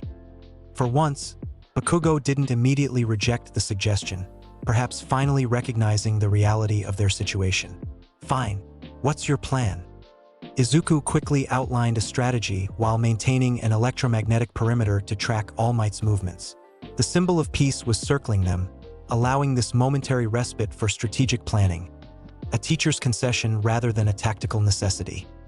"He's coming back around," Izuku warned. "Get ready." When All Might charged again, their coordinated response was markedly different. Bakugo released a massive explosion, not aimed at All Might directly, but at the ground between them, creating a blinding dust cloud. Simultaneously, Izuku activated his magnetic sense, tracking All Might through the obscured visibility. 3 o'clock now, Izuku called. Bakugo released a precisely aimed explosion that caught All Might mid-stride, momentarily disrupting his balance. In that crucial instant, Izuku sent a concentrated electromagnetic pulse at the weighted restraints on All Might's limbs, using their metal components against him. The restraints contracted sharply, temporarily restricting All Might's movement even further than intended. Though the effect lasted only seconds, it created an opening for the students to disengage and dash toward the exit gate. "Clever," All Might called, breaking free of the enhanced restraint. "But not enough to escape me," he pursued with renewed vigor, closing the distance rapidly despite the restraints. Seeing that they wouldn't reach the exit in time, Izuku made a split-second decision. "Kaken, change of plan. When I give the signal, use your AP shot at full power." "Don't order me around," Bakugo snapped, but his hands were already positioning for the focused explosive attack. Izuku stopped running and turned to face All Might directly. Placing both palms on the ground, he sent an enormous electromagnetic current through the city infrastructure, causing every metal component within a 100-meter radius to vibrate at a specific frequency. "Magnetic resonance," he announced. The ground beneath All Might suddenly destabilized as metal pipes, rebar, and structural elements responded to Izuku's command. The resulting cascade of infrastructure collapse created a momentary hindrance, not enough to stop the symbol of peace, but sufficient to slow his advance. "Now, Kaken." Bakugo launched his most focused explosive attack directly at All Might's restraints, the concentrated force striking precisely where Izuku's electromagnetic manipulation had already stressed the metal components. The restraints cracked, not breaking entirely, but weakening significantly. All Might paused, momentarily surprised by the effective teamwork. "Go!" Izuku shouted to Bakugo. "Get to the exit. I'll hold him off." For once, Bakugo didn't argue, recognizing the tactical soundness of the plan. As he turned toward the exit, All Might moved to intercept him, only to find himself suddenly immobilized. Izuku stood with arms extended, every muscle straining as he exerted maximum electromagnetic control over All Might's damaged restraints. Sweat beaded on his forehead as he manipulated the metal with unprecedented precision, temporarily locking the symbol of peace in place. Impressive, young Midoriya, All Might acknowledged, genuine amazement in his voice as he struggled against the electromagnetic hold. But how long can you maintain this level of control? The answer was, not long enough. After several seconds, Izuku's concentration began to falter, his electromagnetic grip weakening. All Might broke free with a mighty effort, but the delay had served its purpose. Bakugo had nearly reached the exit gate. Seeing that escape was now viable, Izuku abandoned his position and raced toward the gate himself. All Might, recognizing their strategy, moved to intercept with incredible speed despite his restraints. A worthy effort, All Might called as he overtook Izuku. But this ends now. Just as All Might prepared to capture Izuku, Bakugo unexpectedly reversed direction. Instead of escaping through the gate himself, he launched back toward them with an explosive acceleration. "Don't underestimate me," Bakugo roared, colliding with All Might in a massive explosion that momentarily disrupted the hero's attack. In that crucial moment, Izuku magnetically propelled himself forward, sliding beneath All Might's grasp and through the exit gate milliseconds before Bakugo was subdued. "Team Midoriya and Bakugo pass," announced the automated system. "Objective achieved. One member successfully escaped." As the dust settled, All Might released Bakugo with a hearty laugh. "Well done, both of you. You've grown significantly since entering UA." Bakugo scowled, clearly frustrated at being captured despite their technical victory. "I could have taken you down if I'd gone all out from the beginning." "Perhaps in the future, young Bakugo," All Might replied good-naturedly. "Your power is considerable. But today it was your teamwork, however reluctant, that secured victory." Izuku extended a hand to help Bakugo up, which was predictably slapped away. "We passed Kaken. That's what matters." "Whatever," Bakugo muttered, stalking away. But Izuku noticed he didn't explicitly reject the collaborative success, a small but significant evolution in their complex relationship. After all students completed their practical exams, Class 1A gathered to discuss summer training plans. The school had arranged a special training camp in a remote forest facility, designed to push their quirks to new limits before the second term began. "It'll be like a normal school trip," Ashido exclaimed excitedly, "but with intense quirk training." "Normal school trips don't involve pushing your body to physical collapse," Aizawa corrected dryly. "Prepare accordingly." The day before departure, Izuku visited a local mall to purchase supplies for the training camp. While selecting durable clothing suitable for intensive quirk use, he encountered Shigaraki Tamura, the hand-covered villain from the USJ incident. The encounter was brief but disturbing, with Shigaraki cryptically mentioning the next level of the game before disappearing into the crowd. Izuku immediately reported the encounter to the authorities, but the villain had vanished without a trace. The unsettling interaction lingered in his mind as Class 1A departed for the forest training camp the following morning. The bus journey passed uneventfully, with students chatting excitedly about the coming weeks. When they reached what appeared to be their destination, however, they discovered it was merely a stopping point. The real training would begin with a challenging trek through the Beast's Forest, supervised by the Wild Wild Pussycats hero team. "Your objective is to reach the camp facility before 12:30, explained Mandalay, one of the Pussycats. "That's 3 hours from now. The forest is filled with creatures created by my teammate Pixie Bob's Earth Flow quirk. Consider this your first training exercise." As if on cue, the ground beneath Class 1A liquefied, sending them tumbling down a steep slope into the forest below. They landed safely but far from their destination, faced with dense forest and the looming threat of Earth beasts blocking their path. "Well," Izuku remarked, dusting himself off, "they're certainly not easing us into this." The first Earth beast appeared moments later, a massive creature of compressed soil and stone. Bakugo immediately launched an explosive attack, while Todoroki created an ice barrier to protect the less combat-oriented students. Izuku extended his electromagnetic sense, analyzing the creature's composition. There's metal or throughout its structure, he noted. Probably iron deposits in the soil. With that insight, he extended his hands, electromagnetic fields intensifying around his fingers. The earth beast suddenly froze, its movement restricted as Izuku manipulated the metal particles within its body. With a sharp gesture, he separated the iron from the soil, causing the creature to collapse into harmless dirt. Effective, Yaoyorozu commented. Can you do that with all of them? Yes, but it's more efficient if we work together, Izuku replied. I can disrupt their structures while others deliver finishing blows. That conserves energy for what's clearly going to be a long day. The class agreed to this approach, forming a cohesive unit as they progressed through the forest. When earth beasts appeared, Izuku would electromagnetically destabilize them, allowing his classmates to practice their own quirks with finishing attacks. The system worked smoothly, demonstrating how far Class 1A had come in terms of coordination. Despite their efficiency, the forest proved challenging. The Pussycats had designed a course that tested endurance as much as combat ability. By the time they reached the camp facility, well after the designated deadline, every student was exhausted. You actually made better time than we expected, Pixie Bob admitted. The last class took 8 hours to get here. After a much-needed meal and brief rest, Aizawa explained the purpose of the camp. Each of you will engage in specialized training designed to push your quirks beyond their current limitations. The goal is to achieve what we call super moves, signature techniques that define your capabilities as heroes.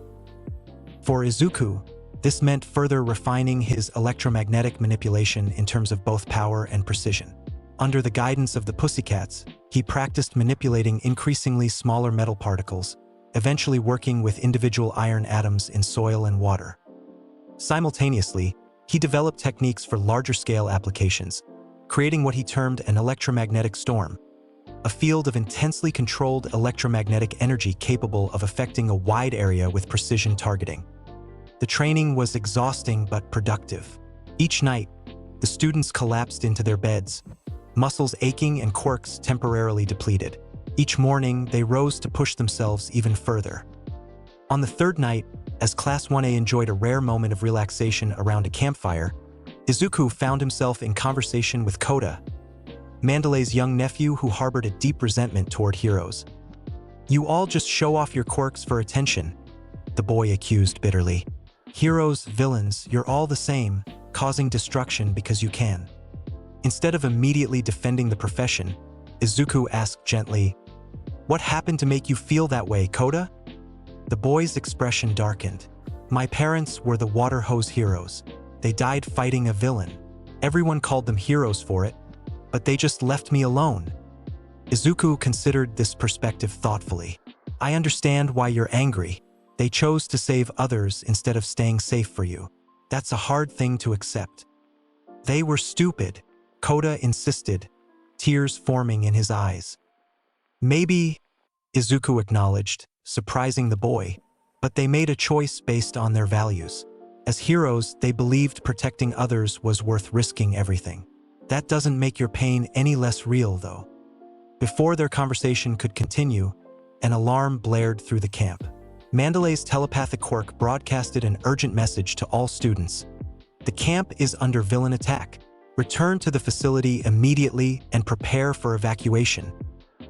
Izuku's electromagnetic sense instantly expanded, detecting multiple unknown individuals entering the forest perimeter. One signature in particular concerned him. A massive presence moving with frightening speed toward Kota's secret hideaway on the mountain. Kota, Izuku said urgently, I need to get you somewhere safe. There's a villain heading this way. The boy's eyes widened with fear. How do you know? I can sense them, Izuku explained, already lifting them both with his electromagnetic abilities. Hold on tight. They had barely risen 10 meters when a muscular figure burst through the trees below. A villain with bulging eyes and exposed muscle tissue, his body expanding unnaturally with each movement. I smell a kid, the villain called out, looking around wildly. Come out! Come out! Izuku descended behind a large boulder, setting Kota down carefully. Stay here and stay quiet, he instructed. I'll handle this. You can't, Koda whispered desperately, "That's Muscular, the villain who killed my parents." The revelation hit Izuku like a physical blow. This wasn't just any villain. It was the one responsible for Koda's trauma and hatred of heroes. The significance wasn't lost on him as he stepped out from behind the boulder, directly into Muscular's line of sight. "Oh, a UA student." The villain's grotesque smile widened. "Perfect. You're on my list." "List?" Izuku questioned, maintaining a calm exterior while extending his electromagnetic sense to analyze the villain's physiology. "The League has targets," Muscular explained cheerfully. "Some to kill, some to capture. You're not named specifically, but any UA kids we can eliminate is a bonus." As he spoke, muscle fibers erupted from beneath his skin, layering atop each other in grotesque formations. Izuku noted with concern that there was minimal metal content in the villain's body, no significant implants or reinforcements he could manipulate directly. "So you're working with the League of Villains," Izuku concluded, subtly gathering electromagnetic energy. "What's your objective? Why attack students?" "Does it matter?" Muscular laughed. "I just want to cut loose and kill something, starting with you." The villain launched forward with frightening speed, muscle fibers propelling him like organic rockets. Izuku barely had time to generate an electromagnetic barrier, pulling metal particles from the surrounding soil to form a shield. The impact still sent him skidding backward, the barrier cracking under Muscular's raw power. "Is that all you've got?" Muscular taunted. "The metal kid from the sports festival? I expected more." Izuku reassessed his strategy. Direct electromagnetic manipulation of Muscular's body was limited by the lack of metal, but there were other applications available. The human body contained trace metals, iron in blood, calcium in bones, sodium and potassium ions in nerve cells. Focusing his electromagnetic sense with unprecedented precision, Izuku targeted these trace elements. As Muscular charged again, Izuku sent a carefully calibrated electromagnetic pulse directly into the villain's nervous system. The effect was immediate. Muscular stumbled, his coordination temporarily disrupted as the electromagnetic field interfered with his neural impulses. It wouldn't last long. The human body quickly adapted to such interference, but it created an opening. "What did you do to me?" Muscular snarled, muscles bulging chaotically as he fought to regain control. Instead of answering, Izuku pressed his advantage. Using the surrounding Earth's natural metal content, he created a series of electromagnetic projectiles that struck Muscular from multiple angles. Each impact was precisely calculated to target nerve clusters and muscle insertion points, maximizing effectiveness despite their relatively small size. Muscular roared in pain and frustration, his quirk activating to even greater extremes. Muscle fibers erupted wildly, forming a protective cocoon around his body while simultaneously increasing his strength and speed. When he next attacked, the ground cracked beneath his feet from the sheer force of his movement. Izuku barely avoided the charge, using electromagnetic propulsion to launch himself skyward. From this elevated position, he analyzed Muscular's fighting pattern and quirk mechanics. The villain relied on overwhelming physical force, with little tactical sophistication. His muscle fibers, while incredibly strong, required control and coordination to be effective. That was the weakness Izuku needed. Descending rapidly, Izuku landed just outside Muscular's reach. Before the villain could charge again, Izuku slammed both palms into the ground, channeling an intense electromagnetic current through the earth. "Electromagnetic disruption field," he announced. The area around them became saturated with electromagnetic energy, creating visible distortions in the air. Muscular laughed dismissively, unaware of the effect's true purpose, until he attempted to attack again. His muscle fibers, which required precise bioelectrical signals for coordination, suddenly behaved erratically. Some contracted while others relaxed, creating conflicting forces within his own body. The electromagnetic field was disrupting the natural electrical impulses controlling his quirk. "What is happening?" Muscular growled, struggling to maintain his balance as his own muscles fought against each other. "Your quirk relies on bioelectrical signals," Izuku explained, maintaining the field with visible effort. I'm interfering with those signals, creating desynchronization between your nervous system and muscle activation. Muscular's expression contorted with rage. With a primal roar, he forced his body forward through sheer will, fighting against his own malfunctioning quirk. The effort was impressive, demonstrating why he was considered such a dangerous villain but ultimately futile. As he staggered within range, Izuku delivered the finishing blow.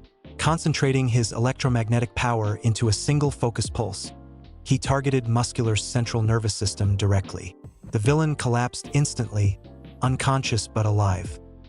Izuku secured him with metal restraints created from nearby mineral deposits before turning back to Kota, who watched the entire battle with wide-eyed disbelief. "You beat him?" the boy whispered. "You beat the villain my parents couldn't stop?" "Different circumstances," Izuku replied gently. "My quirk happened to be effective against his. Your parents faced him without that advantage." Kota stared at Muscular's unconscious form, tears streaming down his face.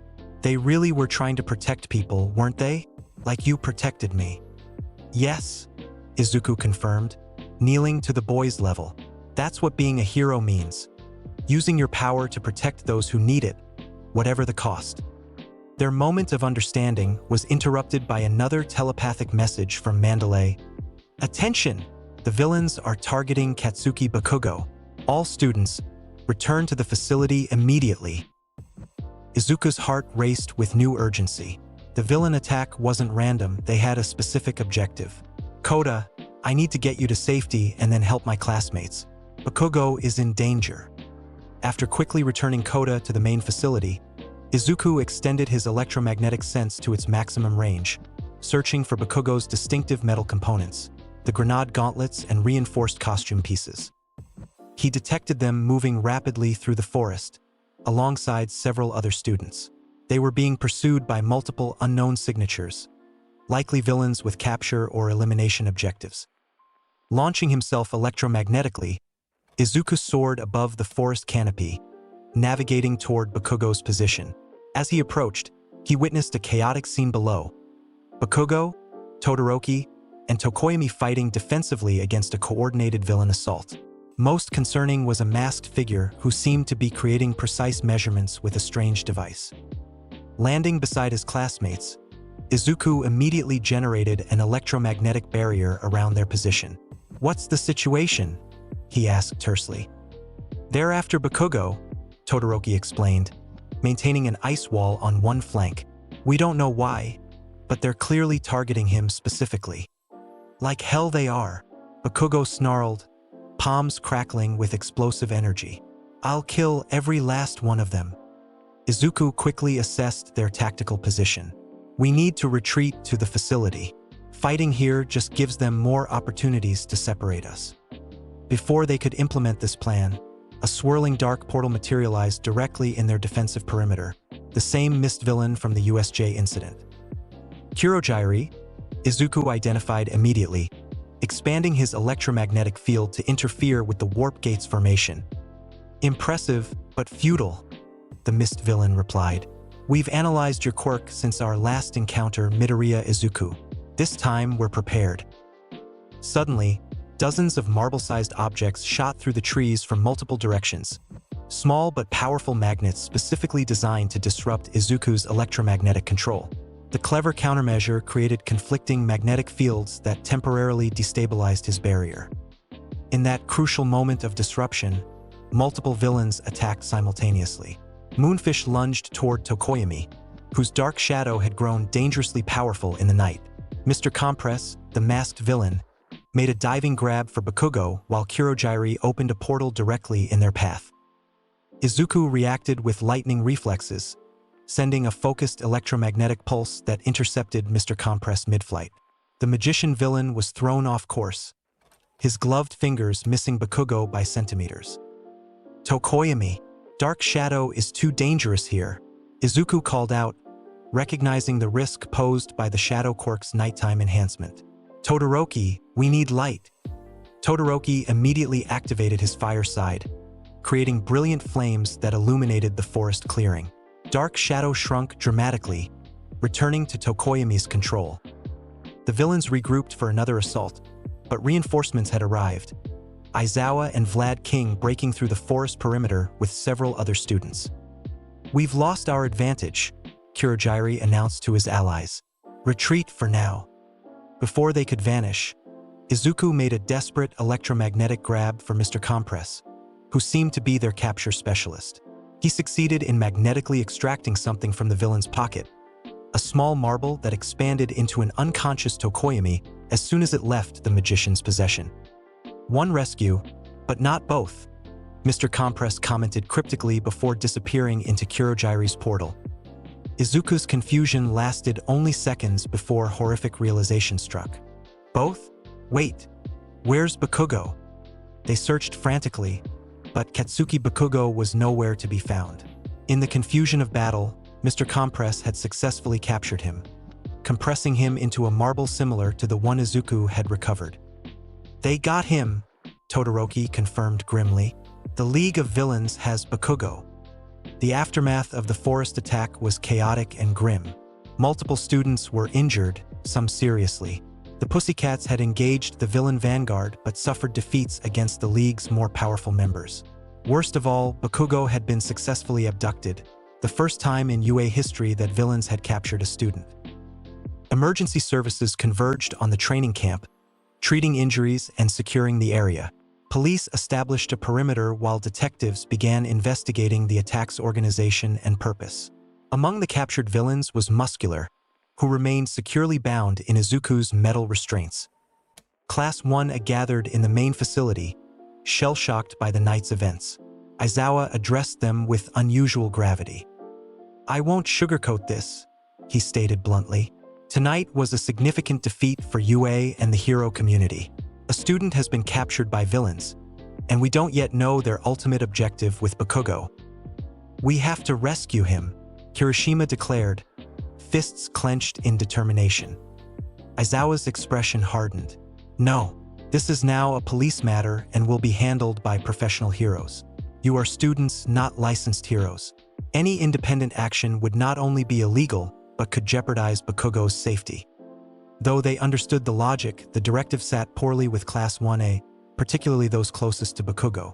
As they were transported back to UA under heavy security, Izuku found himself deep in analysis, running through potential scenarios for Bakugo's capture. "Why him specifically?" he murmured, drawing curious glances from nearby classmates. "What does the League want with Bakugo? Isn't it obvious?" Todoroki replied quietly. "They want to turn him." The suggestion sent a chill through the group. Bakugo's aggressive demeanor and combat-oriented quirk could indeed appear villainous to those who didn't know him, but Izuku understood something fundamental about his childhood rival. "They've completely misread him if that's their plan," he stated with absolute certainty. "Bakugo might be abrasive and hyper-competitive, but his core aspiration has always been to be a hero like All Might. He'd die before becoming a villain." Upon returning to UA, the students were surprised to find their parents waiting. The school had contacted all families following the attack, and many insisted on taking their children home until the situation stabilized. Principal Nizu had temporarily acquiesced, allowing students to return home while the search for Bakugo continued. Izuku, however, couldn't simply wait passively. After returning home with his tearfully relieved mother, he immediately began analyzing news reports and police statements, looking for clues to Bakugo's location. His room became a hub of investigation, with maps, timelines, and known League member profiles covering his walls. "The police are monitoring all known villain hideouts," he muttered to himself, tracing potential locations on a city map. "But the League must have facilities the authorities don't know about. Where would they take him?" His phone buzzed with an incoming message from Kirishima. "Meet at the hospital tomorrow morning. Need to talk about you-know-who." The following day, Izuku found Kirishima, Todoroki, Yaoyorozu, and Ida waiting outside Jiro and Hagikure's hospital room. Both girls had been injured in the forest attack and were still recovering. "We might have a lead on Bakugo's location," Kirishima explained in hushed tones. Yaoyorozu created a tracking device during the forest attack and managed to place it on one of the Nomas. "The police likely followed it to the League's hideout," Todoroki continued, but they haven't announced any rescue operation yet, which suggests they're still gathering intelligence or planning their approach. What are you suggesting? Izuku asked, already suspecting the answer. Kirishima's expression was determined. We find out where the hideout is and rescue Bakugo ourselves. Absolutely not. Ida objected immediately. That would be breaking countless laws. We're students, not licensed heroes. I agree with Ida, Izuku stated, surprising the others, but not for the reasons you think. All eyes turned to him expectantly. If the police have located the League's hideout, they'll be coordinating with top heroes for a rescue operation, Izuku explained. Our interference could jeopardize their carefully planned operation and potentially endanger Bakugo further. So we just do nothing? Kirishima demanded, frustration evident in his voice. I didn't say that, Izuku replied calmly. I said we shouldn't interfere with the official rescue operation. But there's something else we can do. Something that leverages our unique capabilities without breaking the law. What did you have in mind? Todoroki asked. Reconnaissance, Izuku answered. We locate the hideout, observe from a safe distance, and stand ready to provide information to the heroes if necessary. No direct engagement unless Bakugo's life is in immediate danger with no heroes present to help. The compromise satisfied most of their concerns. Using Yaoyorozu's tracking data and Izuku's analytical skills, they identified a likely location in Kamino Ward, a known hub for underground activity. They agreed to meet that evening, dressed in civilian clothes to avoid attention. As Izuku prepared to leave for the rendezvous, his mother watched him with knowing concern. You're going after your friend, aren't you? She asked softly. Izuku hesitated, then nodded. Not to fight, Mom, just to be there if he needs help. I can't abandon him. Inko studied her son's determined expression, recognizing the responsible young hero he had become. Be careful, she finally said. Remember that your power comes with responsibility, not just to help others, but to protect yourself too. I will, Mom. I promise. The infiltration team, Izuku, Kirishima, Todoroki, Yaoyorozu, and Ida met at the train station as planned. Each wore casual clothing with inconspicuous additions to disguise their appearances. Hats, glasses, face masks ostensibly for health reasons. The tracking signal leads to a building in this district, Yaoyorozu explained, showing them a map on her phone. It's registered as an abandoned warehouse, but there's been unusual activity reported recently. We should approach from multiple directions to avoid drawing attention, Izuku suggested. I can use my electromagnetic sense to scan the building once we're close enough. They split into pairs, with Izuku and Todoroki taking the most direct approach while the others circled to alternative observation points. As they neared the warehouse, Izuku extended his electromagnetic awareness, carefully probing the structure's metal components. What he detected sent a chill down his spine. There are at least 12 people inside, he whispered to Todoroki. Based on the metal signatures, I can identify Kurogiri and probably Dabi. There's also something strange in the center of the building. A massive metal chair or throne, occupied by someone with significant metal implants. All for one, Todoroki murmured. The villain All Might has been hunting for years. Izuku nodded grimly. Possibly, and I'm detecting Bakugo too. His gauntlets have a distinctive metal composition I recognize. They relayed this information to the others via text, carefully positioning themselves around the warehouse perimeter. Their timing proved fortuitous, or perhaps catastrophic, as police vehicles suddenly converged on the location from all directions. The raid is starting now, Ida texted urgently. We need to withdraw immediately. Before they could retreat, however, the situation escalated dramatically.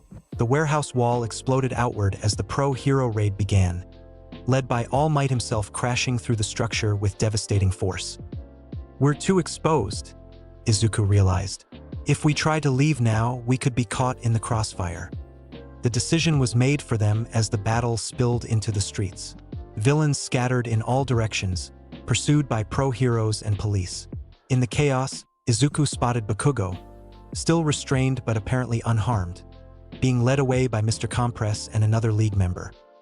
"There," he pointed, alerting his companions. "They're moving Bakugo." The impromptu rescue team followed at a distance, tracking the villains to an adjacent alley. Just as they prepared to intervene, the night sky was split by an earth-shattering explosion from the warehouse they'd just left.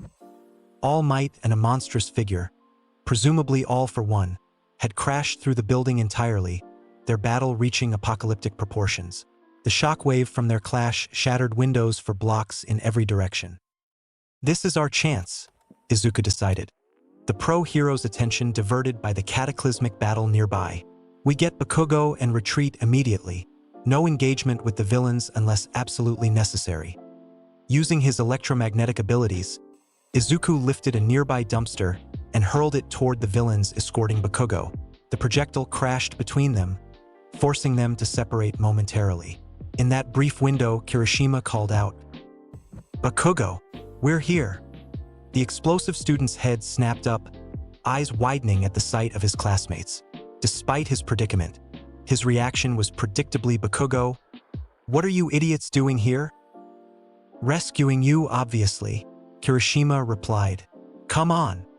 Mr. Compress moved to recapture Bakugo, but Izuku was prepared. With electromagnetic precision, he located the metal components in the villain's mask and costume, using them to immobilize him temporarily. "I can't hold him long," Izuku warned. "Bakugo, move now." Despite his reluctance to accept help, Bakugo recognized the opportunity. Using his explosions to propel himself, he launched toward his classmate's position. Kirishima caught his arm, pulling him to relative safety as they immediately began their retreat. "We need to get back to the train station," Ida directed, taking point as they navigated through back alleys away from the main battle. Behind them, the confrontation between All Might and All for One continued to escalate, their clashes generating shockwaves that shook the entire ward. News helicopters circled overhead, broadcasting the historic battle to the nation. As they reached the station, Bakugo finally addressed his rescuers directly. "Why did you come for me? You could have been killed or expelled." "Because you're our classmate," Kirishima answered simply. "And our friend," Izuku added, meeting Bakugo's surprised gaze steadily. "We couldn't leave you with villains, no matter the risk." For perhaps the first time since they'd known him, Bakugo seemed genuinely at a loss for words. After a moment, he simply nodded, a gesture of acknowledgement more meaningful than any verbal gratitude. They boarded the train just as emergency broadcasts announced the climax of the All Might versus All for One battle. On the train's video screens, passengers watched in awe and horror as the two titans exchanged final, devastating blows.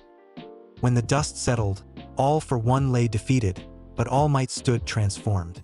His muscular hero form had given way to a gaunt, skeletal figure, his secret now exposed to the world. Despite his changed appearance, he raised his arm in a victory pose, declaring to the cameras, "You're next!" The message, clearly intended for the watching youth of Japan, resonated deeply with Izuku and his classmates. The era of All Might, the symbol of peace who had defined heroism for a generation, was ending. Now it would fall to them to become the heroes society needed. As they returned to their homes, each processing the night's momentous events, Izuku found himself drawn to his balcony, gazing at the night sky. The transition he'd just witnessed marked a fundamental shift in the hero landscape. All Might, though still alive, could no longer serve as the pillar supporting hero society. New pillars would be needed. His electromagnetic sense detected a familiar presence approaching, someone with a unique metal signature he'd encountered only once before. Turning, he found himself face to face with a gaunt, skeletal figure, All Might in his true form. Young Midoriya, the former symbol of peace, greeted him soberly. "We need to talk." "About tonight's rescue?" Izuku asked, assuming discipline was forthcoming for their unauthorized operation. All Might shook his head. "About the future. My time as the symbol of peace has ended, as you witnessed tonight. Society will need new heroes to fill the void my retirement creates." "Sir, I've been watching you since the entrance exam, young man," All Might continued. "Your electromagnetic quirk is extraordinarily powerful. Certainly. But more importantly, you possess the heart of a true hero, the instinct to protect others regardless of personal risk. All Might's sunken eyes held Izuku's gaze with surprising intensity. The world is changing, Midoriya. Villains will become bolder without my deterrent presence. Heroes will need to evolve in response. Students like you, the next generation, will face challenges we never imagined.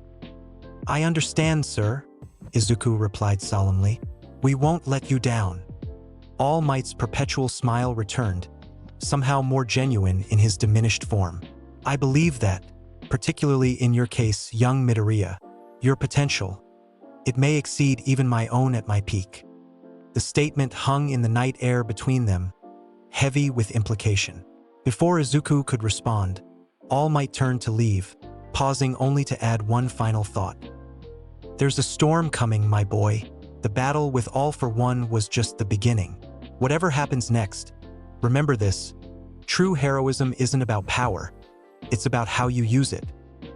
As All Might's diminished figure disappeared into the night, Izuku remained on the balcony, contemplating the profound responsibility being placed upon his generation. The age of the symbol of peace was ending. What would rise in its place? In his mind, Izuku could feel his electromagnetic quirk responding to his emotions, the metal around him vibrating subtly with potential energy. All Might was right. A storm was coming, but perhaps with the right preparation and the right heart, he could be more than just another hero weathering that storm. Perhaps he could become its master. Following All Might's retirement, UA High School announced a major shift in its hero program. With society's pillar weakened, the school accelerated training for its most promising students, particularly Class 1A, who had already faced multiple villain encounters. The provisional hero license exam would now take place immediately, giving select students limited authority to act in emergencies. As Izuku prepared for this critical test, he found himself meditating alone in his room, electromagnetic fields rippling gently around him. Suddenly, his awareness shifted, not physically, but into a strange liminal space filled with glowing energy threads. Young successor, came a voice both ancient and familiar. Before him stood a slight, unassuming man with kind eyes that seemed to hold centuries of wisdom. You're the first user of One for All, Izuku realized, somehow knowing this instinctively. Yoichi Shigaraki, the man confirmed with a gentle smile. My brother's power, All for One, allowed him to take quirks. Mine originally only allowed me to give. But together with your electromagnetic abilities, you stand at a crossroads of potential few could imagine.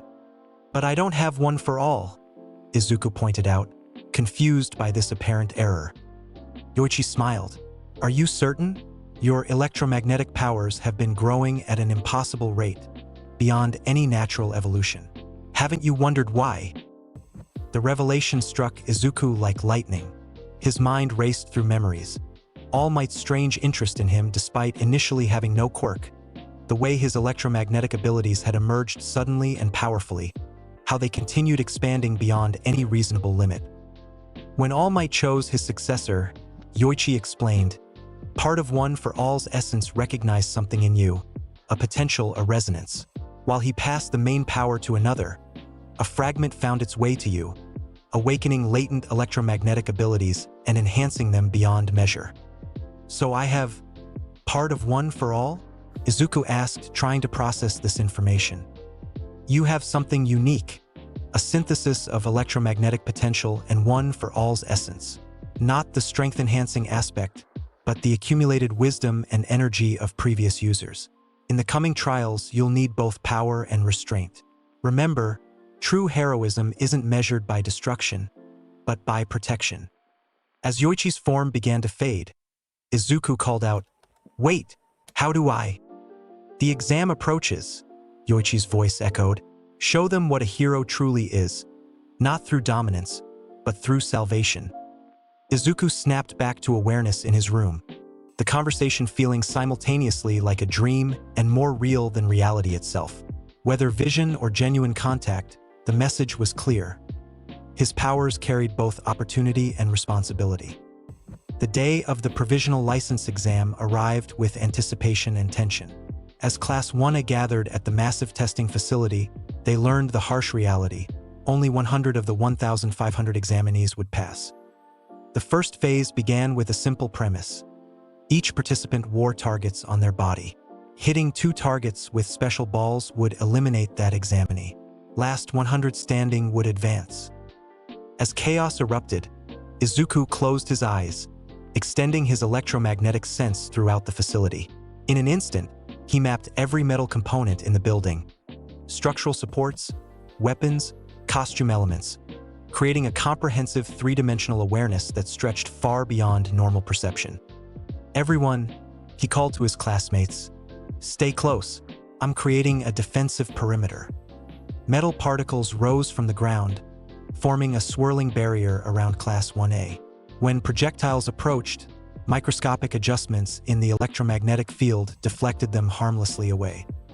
"Midoriya," Ida noted with surprise, "you're protecting all of us simultaneously while also tracking other examinees. How are you maintaining this level of concentration?" "It's becoming more intuitive," Izuku replied, eyes glowing faintly with electromagnetic energy, like an extension of my awareness rather than active effort. Remembering Yoichi's guidance about protection over dominance, Izuku suggested a strategy. "Instead of eliminating others, let's focus on rescue scenarios. The true purpose of heroes isn't combat, it's saving lives." Using his electromagnetic sense, Izuku detected a group of examinees setting up an ambush for weaker participants. Rather than confronting them directly, he created a subtle electromagnetic pulse that temporarily disrupted their targeting systems, allowing the potential victims to escape safely. As the first phase progressed, Izuku noticed something concerning. Some examinees were being eliminated through excessive force, risking actual injury. Without hesitation, he extended his electromagnetic field further, creating invisible safety buffers around vulnerable participants. When one examinee was knocked unconscious and in danger of serious injury from a fall, Izuku magnetically caught them mid-air, gently lowering them to safety despite them being competitors. "Why help enemies?" Bakugo demanded when he noticed this intervention. "They're not enemies," Izuku replied calmly. "They're future colleagues, and protecting people isn't conditional on competition." The testing officials noticed these actions, making careful notes about the electromagnetic user who prioritized safety over advancement. When the first phase concluded, Class 1A had progressed intact, not through aggressive elimination tactics, but through strategic defensive coordination guided by Izuku's electromagnetic awareness. The second phase presented a different challenge, a massive simulated disaster zone where examinees would be judged on rescue operations. Professional actors played injured civilians requiring extraction and medical attention. As the scenario began, Izuku immediately established an electromagnetic communications network, linking his classmates through the metal components in their costumes. "I can sense people trapped throughout the zone," he informed them, his electromagnetic awareness penetrating rubble and collapsed structures. "Some are in immediate danger. Unstable debris above them could collapse at any moment." Izuku's approach transformed the exercise. Rather than treating it as another competition, he coordinated a comprehensive rescue operation, assigning classmates to specific zones based on their quirk suitability for different rescue scenarios. When Gang Orca and his team arrived, simulating villain interference during a crisis, many examinees abandoned rescue efforts to engage the new threat. Izuku made a different choice. "Kirishima, Bakugo, Todoroki, can you handle the villains?" he requested. "The rest of us need to continue evacuations. There are still civilians in critical condition." As the battle against Gang Orca intensified, Izuku focused on the most challenging rescue scenario: a group of civilians trapped beneath a collapsing building with multiple compounding injuries. Using his electromagnetic sense, he analyzed the structural integrity of the rubble, identifying safe extraction paths invisible to normal perception. "The support beams are failing," he announced, extending both hands toward the structure. The metal reinforcements within the concrete responded to his will, reorganizing to create stable support arches despite the structural damage. With the building temporarily stabilized, Izuku carefully extracted the injured, using electromagnetic fields to create immobilization braces for those with spinal injuries. a technique that impressed the medical professionals observing the exercise. When one civilian experienced a simulated cardiac arrest, Izuku demonstrated a new application of his power. Placing his hands above the person's chest, he generated a precisely calibrated electromagnetic pulse that functioned as a defibrillator, restarting their heart while monitoring electrical activity to prevent further arrhythmia. "How is that possible?" asked a stunned examiner. "The heart functions through electrical impulses," Izuku explained. "Electromagnetic fields can temporarily regulate those impulses when they become erratic." Meanwhile, the villain simulation was escalating. Gang Orca's sonic attacks had incapacitated several students, and the pro hero was demonstrating why he ranked among the top 10. Seeing his classmates struggling, Izuku knew intervention was necessary. Rather than attacking directly, he analyzed Gang Orca's sonar-based abilities with his electromagnetic sense. Sonar relied on sound waves, mechanical vibrations that, while not electromagnetic themselves, could be disrupted by precisely applied electromagnetic fields. From across the disaster zone, Izuku generated an electromagnetic frequency that perfectly countered Gang Orca's sonic emissions, neutralizing them before they could harm anyone else. The hero immediately recognized what was happening, turning toward Izuku with newfound interest. "Fascinating application," Gang Orca commented as Izuku approached. "Using electromagnetic fields to cancel sonic vibrations. Not a direct attack, but a perfect defense." "The best victory is one where no one gets hurt," Izuku replied, lowering his hands in a non-threatening gesture. Even in simulated combat. When the provisional license results were announced, Izuku had received the highest score in examination history. The judges cited his unprecedented combination of combat capability, rescue expertise, and crisis coordination. More importantly, they noted his prioritization of civilian safety above personal achievement, the true mark of professional heroism. All but one of Class 1A received their provisional licenses, with only Bakugo failing due to his aggressive approach that prioritized combat over rescue. Though disappointed for his classmate, Izuku recognized the lesson being taught. Power without compassion wasn't heroism. As they returned to UA, now authorized to act as heroes in emergencies, Aizawa pulled Izuku aside. "Your electromagnetic abilities have evolved beyond what should be possible for a first-year student," the teacher observed carefully. "The control you demonstrated today, sensing structural weaknesses, creating communication networks, even performing emergency medical interventions, those are applications that should take years to develop." "I've been practicing," Izuku offered, unsure how to explain his encounter with Yoichi. Aizawa studied him skeptically. "Practice doesn't explain exponential growth. Whatever's happening with your quirk, Midoriya, be careful. Power evolving too rapidly can become difficult to control, physically and ethically." The warning stayed with Izuku as Class 1A settled into their new dorm living arrangements. While his classmates decorated rooms and established routines, Izuku found himself drawn to quiet meditation, exploring the expanding potential of his electromagnetic awareness. During one such session, he discovered something remarkable. By attuning his electromagnetic sense to specific frequencies, he could detect activity far beyond normal range.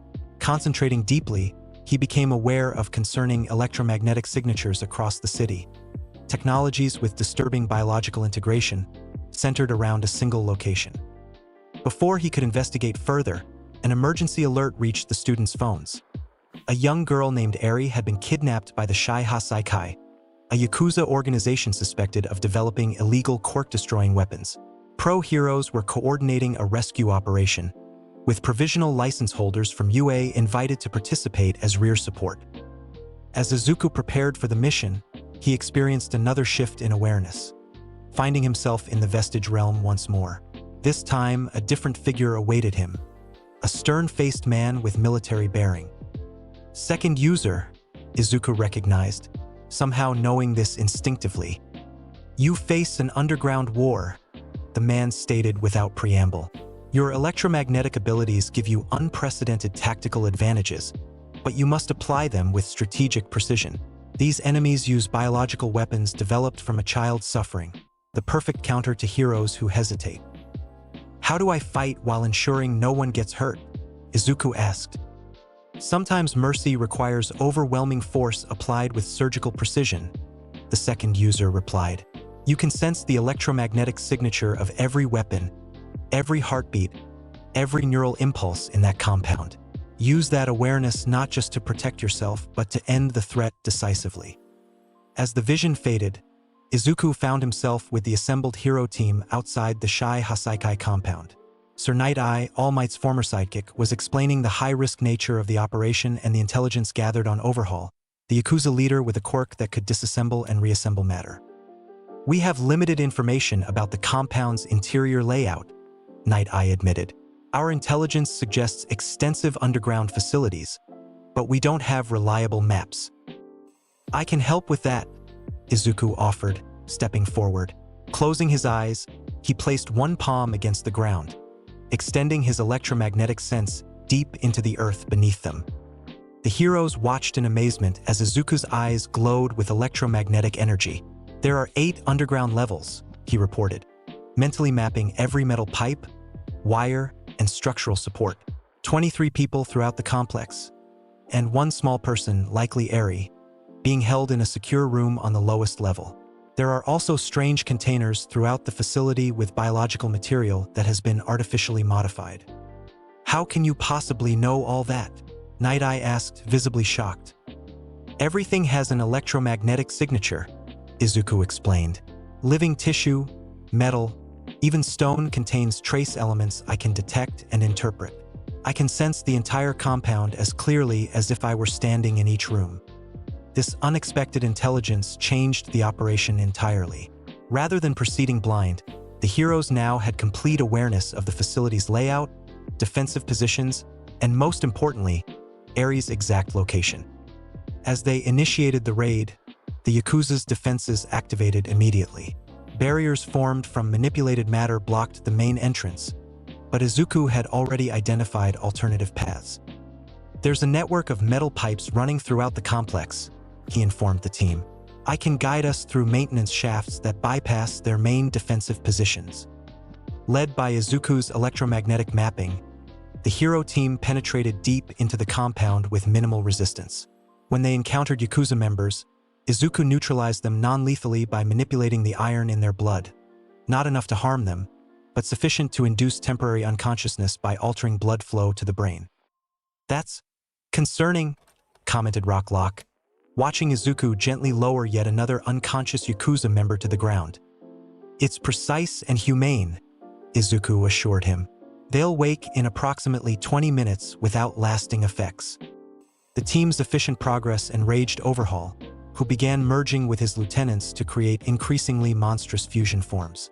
When one such abomination confronted them in a large chamber, its twisted body bristling with blade-like protrusions, Lemillion charged ahead to protect his teammates. Mirio, wait, Izuku called, sensing something wrong in the fusion creature's electromagnetic signature. He's integrated quirk-destroying bullets into his body. They're designed to fire automatically when he's threatened. The warning came too late. As Lemillion phased through an attack, one of the embedded bullets struck him. The effect was immediate. His permeation quirk faltered, leaving him vulnerable to Overhaul's devastating counterattack. Seeing his mentor Night Eye move to intercept, and sensing through electromagnetic awareness that this action led to Night Eye's death in probable futures, Izuku made a split-second decision. Electromagnetic disruption field, he announced, slamming both palms against the ground. The entire chamber was suddenly saturated with a complex electromagnetic pattern that interfered with Overhaul's quirk at a fundamental level. Matter manipulation required precise control of molecular structures, control that became impossible when electromagnetic forces randomly realigned those structures. Overhaul's fusion form began destabilizing, parts separating and recombining chaotically as his quirk misfired repeatedly. Taking advantage of this disruption, Izuku magnetically extracted both Lemillion and the injured Night Eye from immediate danger. The bullet? Mirio gasped, clutching his shoulder where the projectile had struck. My quirk. I can't activate it.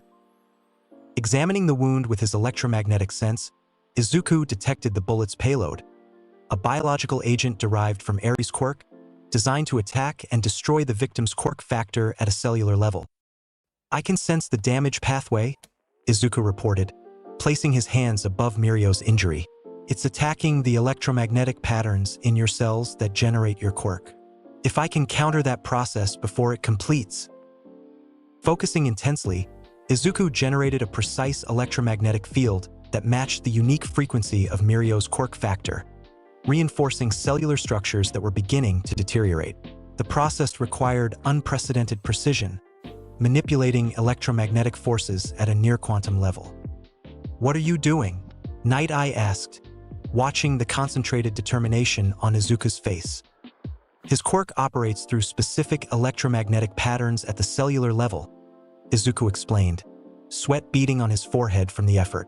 "I'm using my own electromagnetic field to shield those patterns while neutralizing the attacking agent." After several tense minutes, Izuku removed his hands.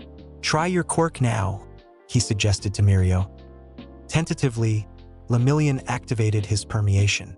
His hand passed through the floor seamlessly, then rematerialized. "It works," he exclaimed in disbelief. "You restored my quirk?" "Stabilized it," Izuku corrected. "The bullet was designed to permanently destroy quirk factors, but the process isn't instantaneous. I interrupted it before completion." While Mirio recovered, Overhaul had regained partial control of his fusion form and was now escaping deeper into the compound, toward Ares' location. Izuku sensed his movement through the facility's metal infrastructure. "He's heading for Ares," Izuku warned, "and I sense his electromagnetic signature changing. He's preparing for an even larger fusion." The race to reach Ares before Overhaul became critical. Guided by Izuku's electromagnetic mapping, the hero team navigated through the compound's maze-like structure. When they finally reached the lowest level, they found Overhaul already there, holding a terrified Ares as he prepared to escape. "Stay back," the Yakuza leader warned. "One step closer and I'll disassemble her molecule by molecule." Izuku's electromagnetic sense detected something crucial. Ares' quirk had an electromagnetic signature unlike anything he'd encountered, a reversal pattern that could rewind biological processes. More importantly, he sensed Overhaul's finger muscles tensing, preparing to activate his quirk against the child.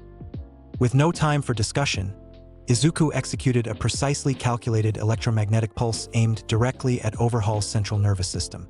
The Yakuza leader froze mid-action, his neural impulses temporarily scrambled by the electromagnetic interference.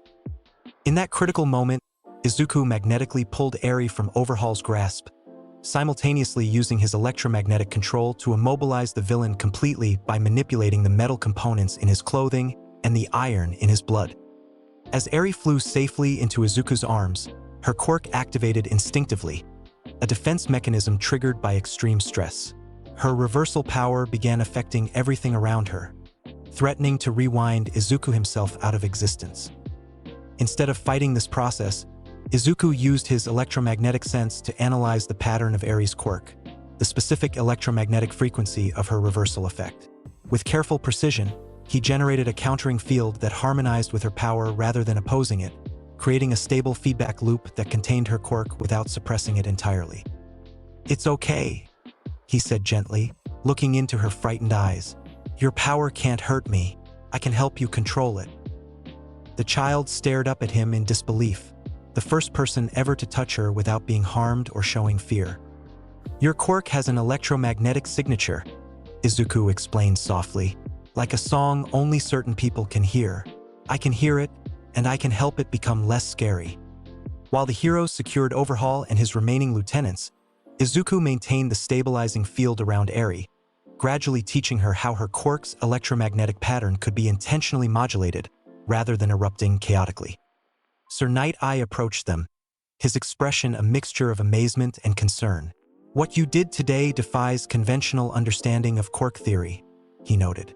"Restoring Lemillion's quirk, neutralizing Overhaul's matter manipulation, now stabilizing Ares' reversal effect. These should be impossible applications of an electromagnetic quirk." "I'm still learning the full extent of what's possible," Izuku admitted. "But I believe understanding the electromagnetic basis of quirks opens paths to helping people in ways we haven't considered before." As medical teams arrived to treat the injured and police secured the compound, Izuku conducted a thorough electromagnetic scan of the facility, locating and cataloging all quirk-destroying bullets and research materials. His precise mapping allowed authorities to recover everything, ensuring no dangerous technology escaped containment. Most significantly, his continued work with Eri established the foundation for her eventual quirk control.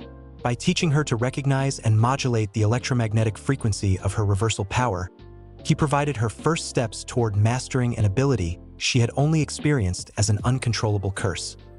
The Shai Hasaikai operation marked a turning point in how the hero community viewed Izuku. What had previously been recognized as an impressively strong quirk was now understood as something potentially revolutionary: the ability to interact with other quirks at their fundamental electromagnetic level. This newfound recognition came with increased scrutiny. When Izuku returned to UA following the operation, he was summoned to a private meeting with Principal Nizu, Recovery Girl, and several other faculty members. "Your actions during the Shai Hasaikai raid have raised important questions," Nizu began carefully, "particularly your ability to restore Lemillion's quirk and stabilize Eri's reversal effect. These capabilities suggest your electromagnetic manipulation operates on a level we've not previously documented." "I'm still understanding it myself," Izuku admitted, "but I believe most quirks have electromagnetic components, patterns of energy that can be detected and sometimes influenced through precisely applied electromagnetic fields." Recovery Girl leaned forward with particular interest. "You're suggesting quirks have electromagnetic signatures that can be read and potentially modified?" "To some extent," Izuku clarified. "I can't change the fundamental nature of someone's quirk, but I can sometimes help stabilize it when it's behaving erratically, like with Eri, or protect it from external damage, as with Mirio."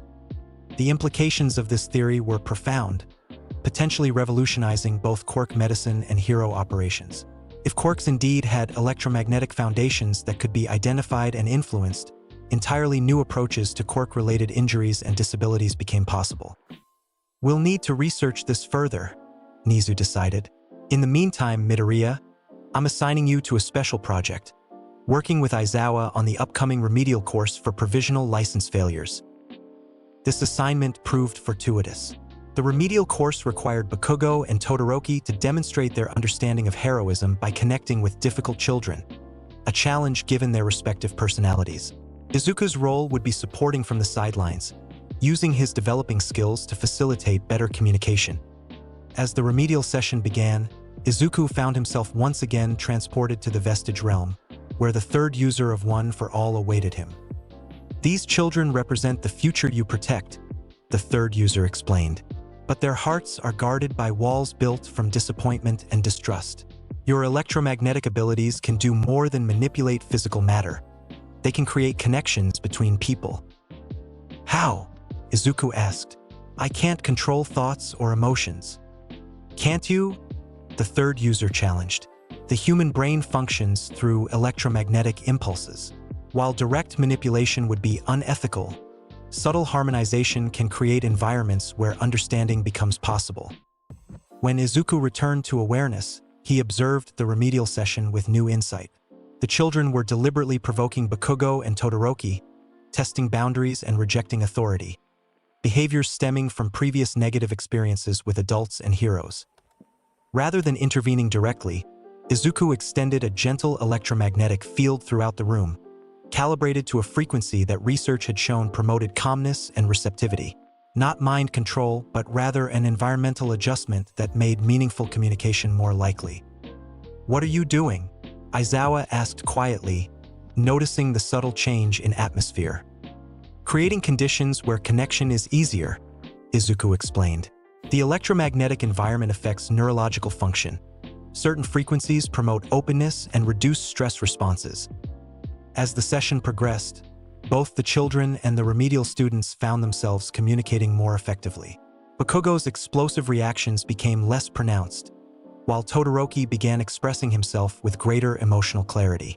The children, initially hostile, gradually showed willingness to engage constructively. When one particularly troubled child had a quirk activation incident, a stress response that created destructive sound waves, Izuku demonstrated another application of his electromagnetic control. Rather than suppressing the child's quirk directly, he created a contained electromagnetic field that channeled the sound waves into harmless patterns, transforming potential destruction into a beautiful acoustic display. "Your quirk isn't bad," Izuku explained to the astonished child. "It just needs direction, like all powerful things." By the session's end, Bakugo and Todoroki had made remarkable progress, connecting with the children through shared activities and honest communication. Both students passed their remedial requirements, with evaluators noting their improved understanding of heroism's social and emotional dimensions. More importantly, the children themselves had experienced positive interactions with heroes in training, potentially changing their perception of the hero profession entirely. "You did more than help your classmates today," Aizawa noted as they departed. "You may have changed those children's life trajectories." Izuku considered this thoughtfully. Sometimes the most important heroic acts aren't about fighting villains, but about helping people see possibilities they couldn't imagine before. Returning to regular classes, Izuku found UA preparing for its annual school festival, a tradition temporarily threatened by security concerns following recent villain activities. Principal Nizu had initially considered cancellation before deciding that demonstrating resilience served an important social function. As Class 1A debated their festival contribution, Izuku found himself once again drawn into the Vestige realm. This time, his guide was the fourth user, Hikage Shinomori, who had held one for all for the longest period. "You carry growing power with increasing responsibility," Hikage observed solemnly.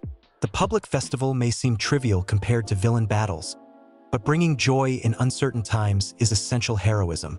Yet you must remain vigilant. Your electromagnetic sense now extends beyond normal perception, and with it comes the burden of constant awareness." "It's becoming difficult to turn off," Izuku admitted.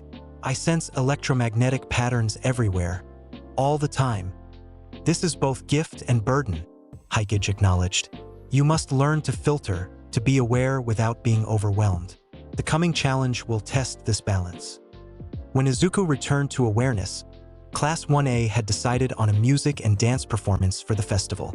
As they began preparations, Izuku's electromagnetic sense detected something concerning. A subtle but distinctive electromagnetic signature approaching the campus perimeter.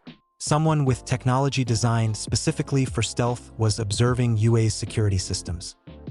Rather than immediately raising an alarm, Izuku extended his electromagnetic awareness further, identifying two individuals, Gentle Criminal and La Brava, internet performers who executed elaborate crimes for online attention. Their current plan involved infiltrating the UA festival to boost their viewership. Izuku faced a dilemma: alert security and potentially cancel the festival, or address the threat quietly to preserve the event's positive impact on student morale and public relations. Choosing the latter approach, Izuku tracked the duo's movements electromagnetically while continuing festival preparations. When Gentle attempted his infiltration the morning of the festival, Izuku was waiting. "Gentle Criminal," he addressed the surprised villain. "And La Brava, I've been monitoring your approach since yesterday." "Impossible," La Brava exclaimed. "Our equipment blocks all detection methods." "Not electromagnetic sensing at the quantum level," Izuku corrected gently. "I'd like to understand why you're targeting our festival before deciding how to respond." This unexpected approach, conversation rather than immediate combat, threw the theatrical villains off balance. Given an opportunity to explain rather than defend, Gentle revealed his complex motivations. A failed hero career, societal rejection, and desperate search for recognition through increasingly risky performances. As they spoke, Izuku used his electromagnetic sense to analyze Gentle's unique elasticity quirk and La Brava's love-powered enhancement ability. Both had remarkable potential that had been misdirected through frustration and isolation. "Your abilities could genuinely help people," Izuku observed. "Elasticity has exceptional rescue applications for collapsed structures and natural disasters. And La Brava's enhancement could be revolutionary for hero support operations." "Society already rejected those possibilities," Gentle responded bitterly. "The hero system is imperfect," Izuku acknowledged, "but changing it requires working from within, not attacking from outside. Would you consider an alternative approach to making your mark?" Using his understanding of electromagnetic brain patterns, Izuku subtly harmonized the emotional frequency of their conversation, creating conditions where genuine communication became possible. Not manipulation, but facilitation of authentic connection. By conversation's end, Izuku had negotiated an unexpected resolution. Gentle and La Brava would receive special observer passes to the festival, with their attendance framed as a documentary project about UA's community engagement. In exchange, they would consider Izuku's suggestion to redirect their talents toward constructive social commentary rather than disruptive criminal activities. "You're offering redemption rather than punishment," Gentle noted with surprise. "True heroism includes seeing potential where others see only threats," Izuku replied. With the potential disruption peacefully resolved, the festival proceeded as planned. Class 1A's performance proved enormously successful, raising spirits throughout the school community. Most significantly, Eri, still learning to control her reversal quirk with Izuku's ongoing assistance, experienced pure joy for the first time in her traumatic young life. Her electromagnetic signature has changed, Izuku noted to Aizawa as they watched the child's delighted reaction to the performance. The chaotic patterns are stabilizing naturally now that positive experiences are outweighing negative ones. The festival's success represented more than entertainment. It symbolized society's determination to maintain normalcy and joy despite increasing villain activity. This resilience would soon be tested further. Just days after the festival, Japan was rocked by a coordinated attack on multiple pro-heroes by artificially enhanced Nomu creatures. Most shocking was an assault on the newly appointed number 1 hero, Endeavor, by a high-end Nomu with multiple quirks and advanced intelligence. Despite technically being off-duty, Izuku's provisional license allowed him to respond when the attack occurred near his location. Arriving at the battle scene, he found Endeavor and Hawks, the number 2 hero, engaged in desperate combat with a creature designed specifically to counter their abilities. Izuku's electromagnetic sense immediately analyzed the high-end Nomu structure, detecting something alarming. This wasn't merely a modified human like previous Nomu, but a sophisticated bioweapon with artificially integrated quirks and a communication system linking it to a remote controller. Rather than attacking directly, Izuku focused on this communication system, using his electromagnetic abilities to trace the signal to its source. Though he couldn't identify the controller's exact location, he could disrupt the connection. "Electromagnetic interference," he announced, generating a precisely calibrated field that severed the Nomu's remote link while simultaneously mapping its internal structure. The effect was immediate. Though still dangerous, the creature's attacks became less coordinated, its strategy more reactive than proactive. This change created an opening that Endeavor and Hawks could exploit. "It has 6 integrated quirks," Izuku called to the pro-heroes, sharing his electromagnetic analysis. "Regeneration is centered in its brainstem. Destroy that specifically, not just the head." Endeavor acknowledged this intelligence with a curt nod before launching a precisely targeted prominence burn attack. With the Nomu's regeneration center identified, the flame hero could focus his overwhelming firepower on the exact point of vulnerability. As the creature fell, Izuku continued his electromagnetic analysis, preserving crucial data about its construction and integrated quirks before the intense heat destroyed the evidence. This information would prove invaluable to subsequent investigations into the League of Villains' evolving capabilities. The defeat of the high-end Nomu marked a significant victory, but came with sobering revelations. Analysis of Izuku's electromagnetic data confirmed that villain technology was advancing rapidly, with artificial quirk integration reaching unprecedented sophistication. Following this incident, UA's training regimen intensified further. To prepare students for increasingly dangerous threats, the school implemented joint training exercises between hero classes, with Class 1A and 1B engaging in direct competition to sharpen their combat readiness. As these exercises began, Izuku experienced his most vivid vestige encounter yet. The 5th user, Daigoro Banjo, manifested with urgency. "Your electromagnetic abilities are evolving toward a critical threshold," Banjo explained. "Soon you'll connect not just with metal and electromagnetic fields, but with the energy that flows through all things. My quirk, Black Whip, manifests energy tendrils for binding and movement. Through your electromagnetic affinity, you can access this power, but it responds to emotional states, particularly negative ones. Why would I access your quirk? Izuku asked, confused. I thought I only had a fragment of one for all's energy, not its stored abilities.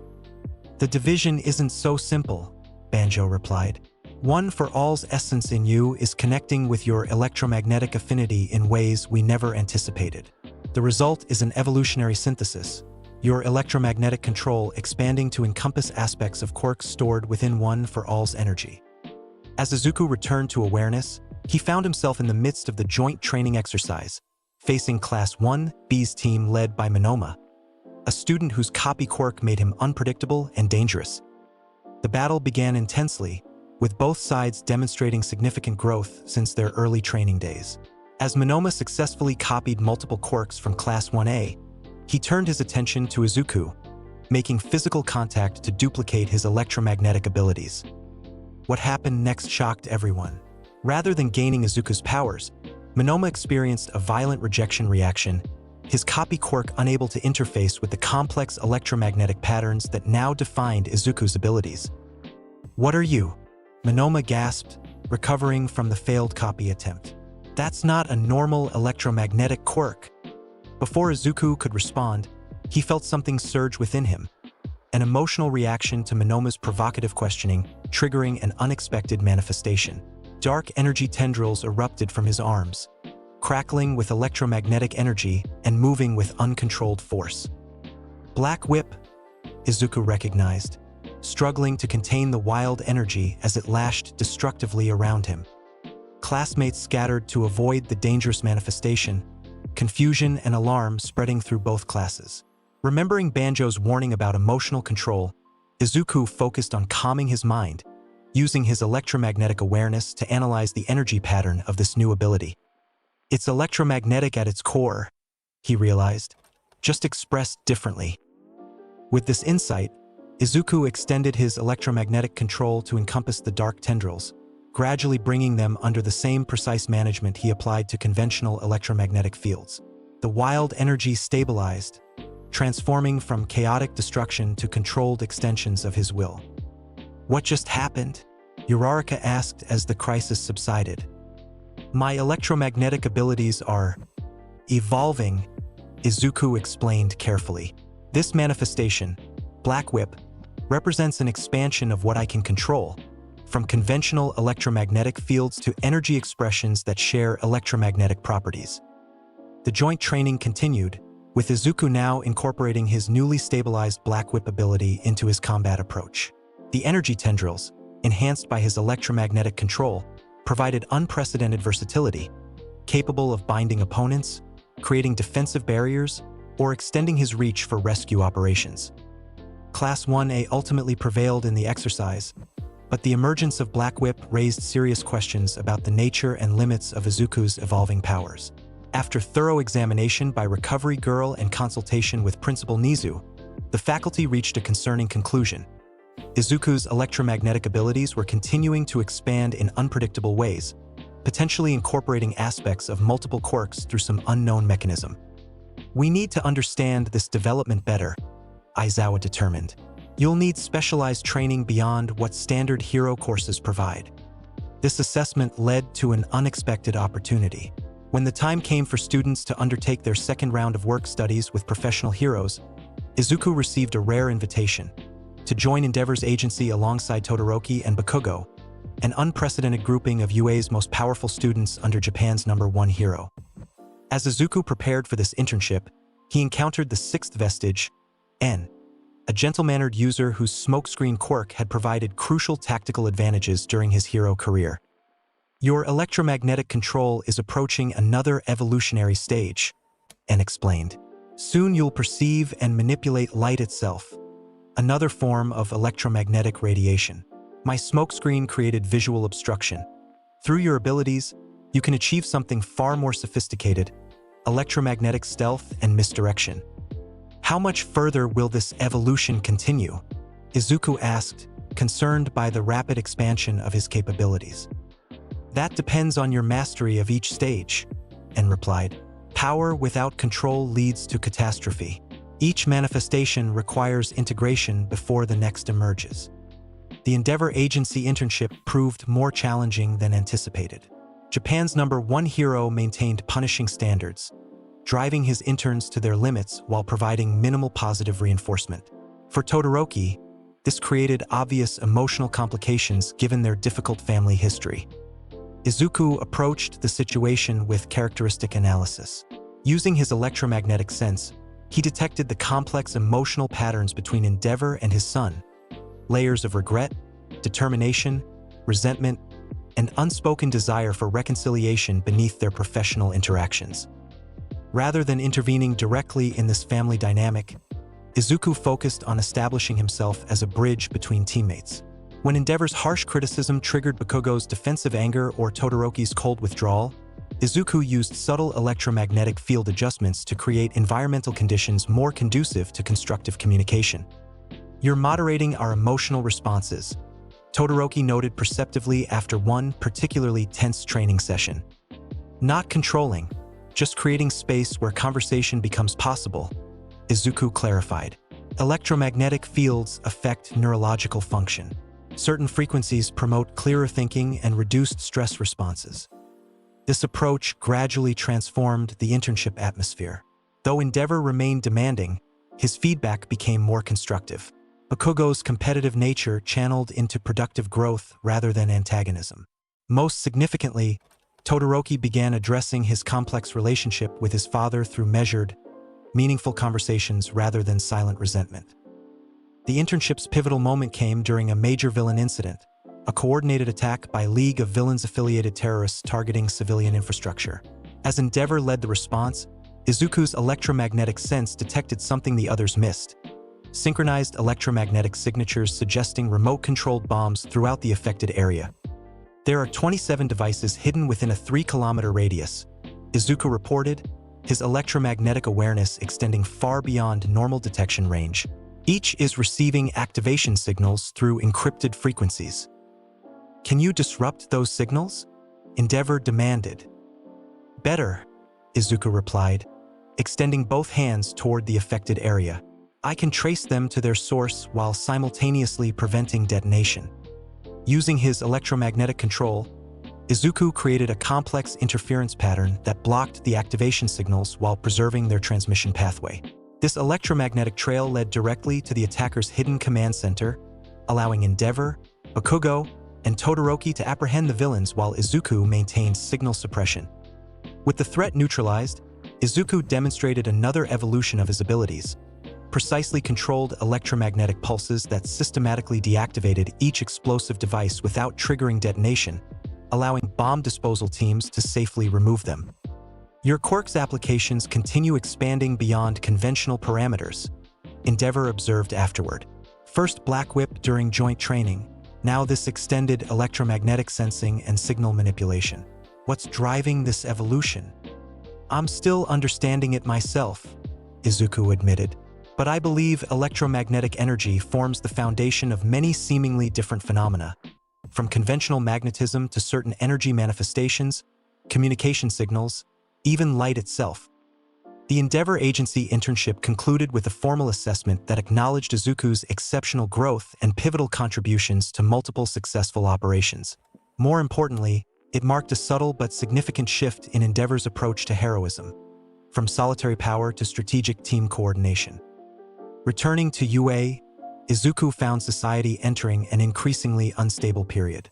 All Might's retirement had created a power vacuum that even Endeavor's best efforts couldn't fully address. Villain activities were rising, and public confidence in the hero system showed signs of erosion. This societal tension manifested in an unexpected development: the emergence of vigilante activity among some UA students. Rumors reached Izuku about classmates engaging in unauthorized patrols, addressing minor crimes while avoiding direct confrontation with professional villains.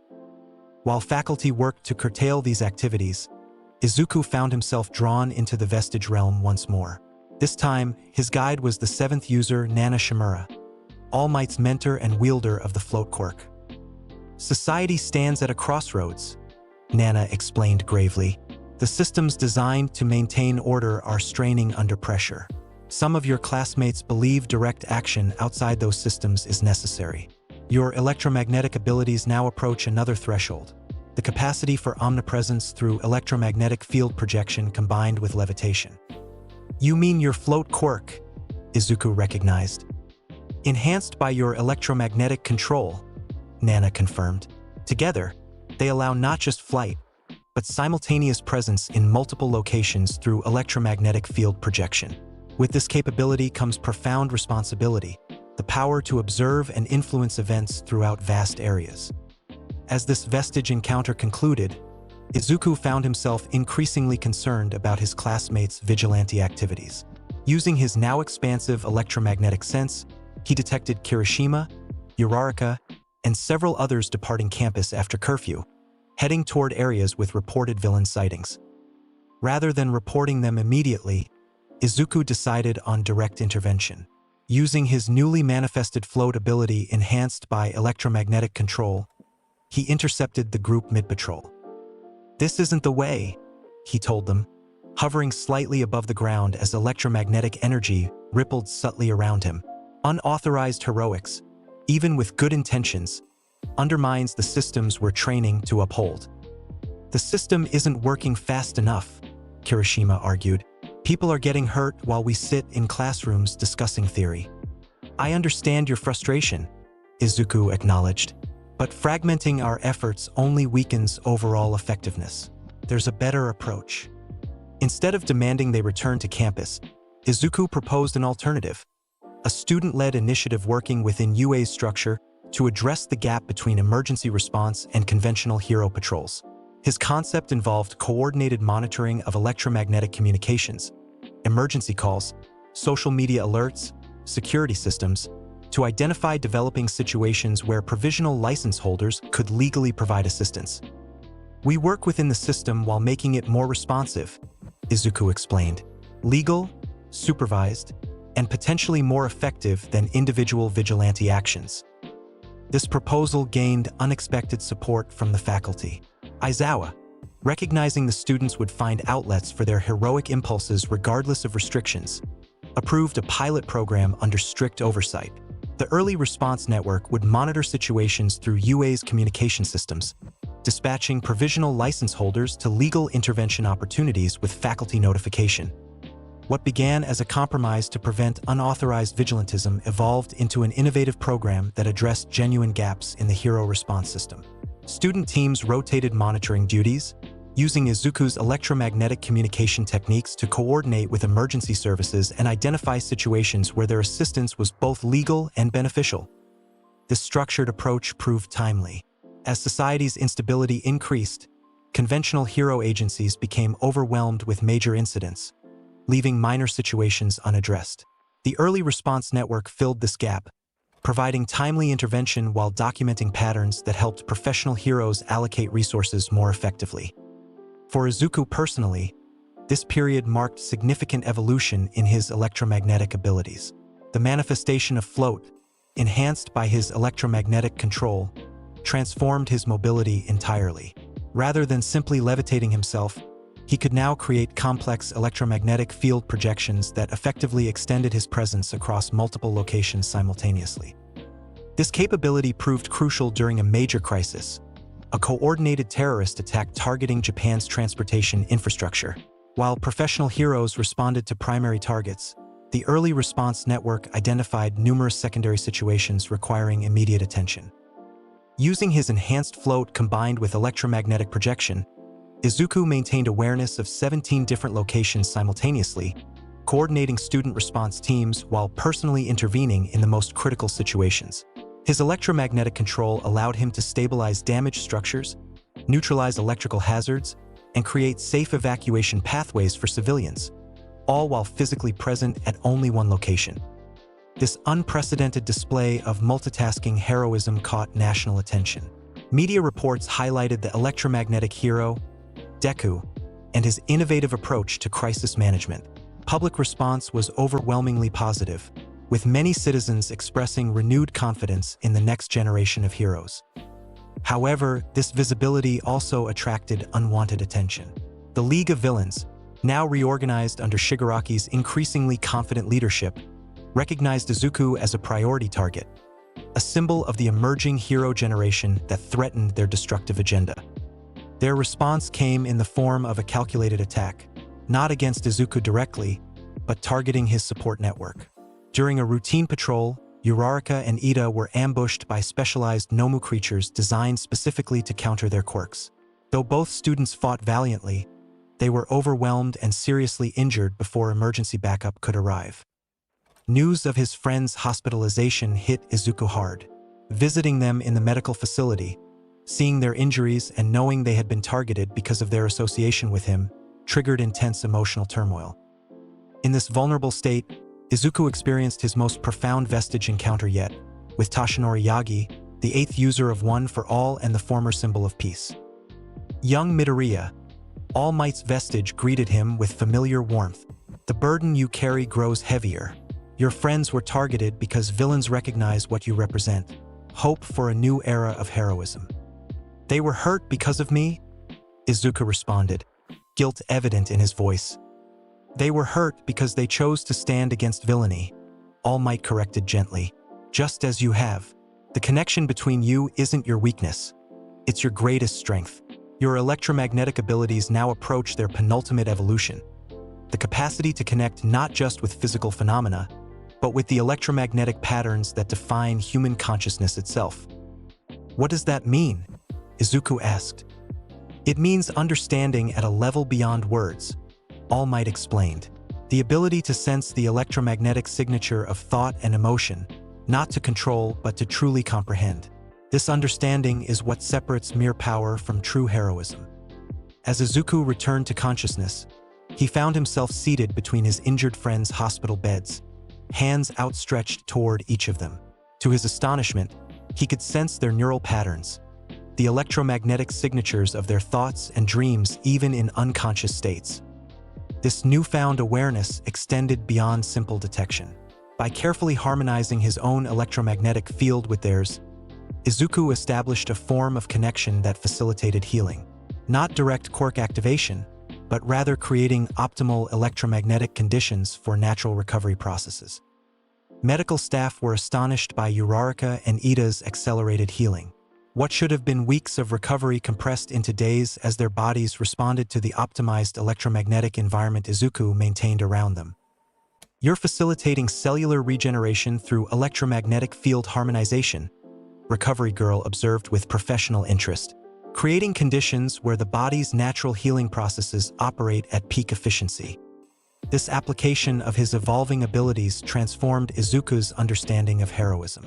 Beyond combat and rescue, beyond even crisis coordination, he could now directly contribute to healing, addressing the aftermath of villainy as effectively as its active manifestation. As his friends recovered, Izuku faced a difficult realization. His growing prominence made those close to him potential targets. This understanding led to a controversial decision: temporary withdrawal from public hero activities to focus on intensive training and quirk development away from UA and his classmates. It's not abandonment, he explained to his concerned friends. It's strategic preparation. I need to master these evolving abilities completely before returning to active heroism. With faculty approval, Izuku began a specialized training regimen in a remote facility designed to accommodate and measure his expanding electromagnetic capabilities. Here, away from civilian populations and potential collateral damage, he could safely explore the upper limits of his power. This isolated training period coincided with international developments that would soon impact Japan directly. America's top hero, Star and Stripe, had been tracking League of Villains connections to global terrorist networks. Her investigation led her to Japanese airspace, pursuing intelligence about Shigaraki's evolution into a potential successor for All for One. As Star and Stripe approached Japan, Izuku's electromagnetic awareness, now expanded to detect distinctive energy signatures at extraordinary distances, sensed something alarming. Shigaraki's electromagnetic pattern had fundamentally changed, incorporating aspects of All for One's unique quirk signature while exhibiting power levels that defied conventional measurement. More concerning, Izuku detected Star and Stripe's approach on an intercept course with this evolved threat, a confrontation with potentially catastrophic consequences given both participants' power levels. Despite his training isolation, Izuku recognized the need for immediate intervention. Using his now-mastered combination of float and electromagnetic projection, he launched himself toward the anticipated confrontation point, his body surrounded by a concentrated electromagnetic field that propelled him at unprecedented speed. He arrived to find an apocalyptic battle already underway.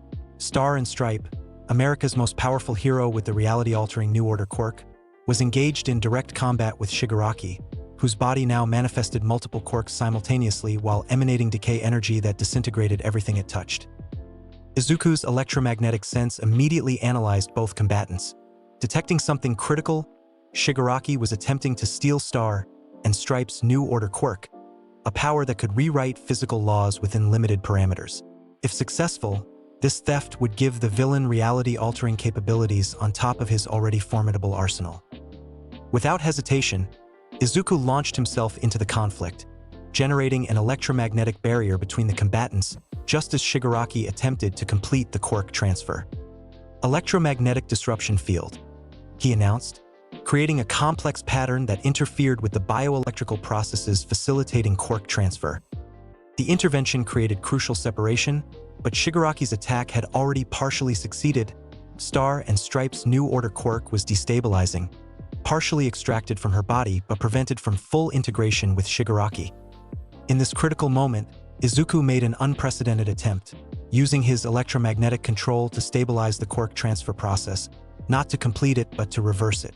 By precisely manipulating the electromagnetic patterns involved in quirk expression, he created a feedback loop that pushed New Order back toward its original user while preventing Shigaraki from assimilating it. "What are you doing?" Star and Stripe gasped, feeling her quirk simultaneously being pulled away and pushed back. Creating electromagnetic resonance between your natural quirk signature and New Order's energy pattern, Izuku explained, sweat beading on his forehead from the immense concentration required. "Your quirk recognizes your electromagnetic field as its proper host. I'm just reinforcing that recognition." The process succeeded partially. Enough of New Order returned to Star and Stripe to prevent her death, though the quirk's power was significantly diminished. The remainder dissipated into energy rather than transferring to Shigaraki, creating a catastrophic backlash that temporarily neutralized his offensive capabilities. In the brief window created by this disruption, Izuku established direct communication with the American hero. "Your quirk has been compromised," he informed her urgently. "But there's an opportunity here. Before it fully stabilizes, use New Order to establish a rule that benefits heroes globally." Star and Stripe understood immediately. Using her damaged but still functional quirk, she touched Izuku while declaring, "New Order, electromagnetic fields generated by heroes protect innocent life from quirk-based harm." The declaration created a fundamental rule change that rippled through reality itself, a lasting effect even as her quirk's power continued diminishing. This rule wouldn't prevent all harm, but it established a metaphysical advantage for protective electromagnetic fields generated with heroic intent. With Shigaraki temporarily incapacitated and Star and Stripe stabilized, international hero teams arrived to secure the situation. The American hero would require extensive medical treatment, but thanks to Izuku's intervention, she had survived an encounter designed to be fatal. "You're the electromagnetic kid from UA," she recognized as medical teams prepared her for transport. "Your reputation crosses borders. What you did today, interfering with quirk transfer at the electromagnetic level, should be impossible." Understanding the electromagnetic basis of quirks opens possibilities conventional quirk theory doesn't address, Izuku explained. "I believe most quirks function through specific electromagnetic patterns. By recognizing and manipulating those patterns, we can interact with quirks in ways previously thought impossible."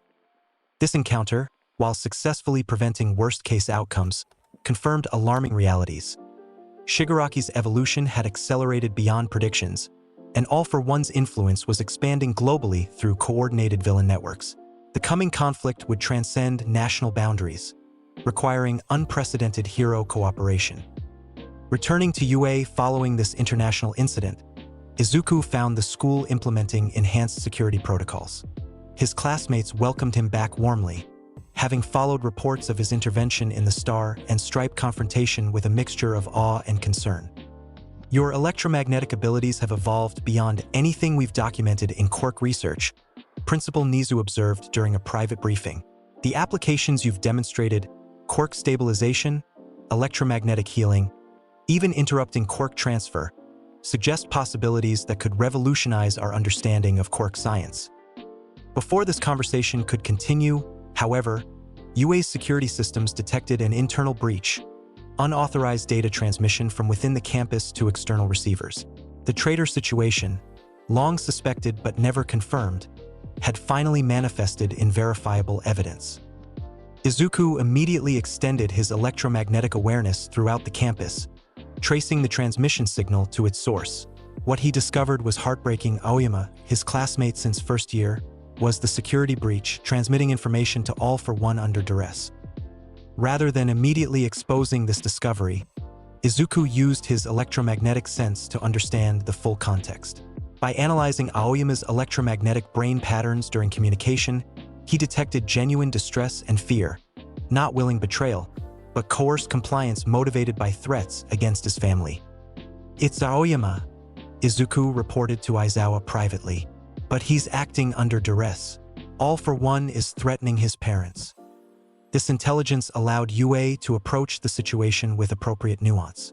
Rather than treating Aoyama as a villain, they implemented a controlled intervention, confronting him with evidence while offering protection for his family and a path to redemption through controlled counterintelligence.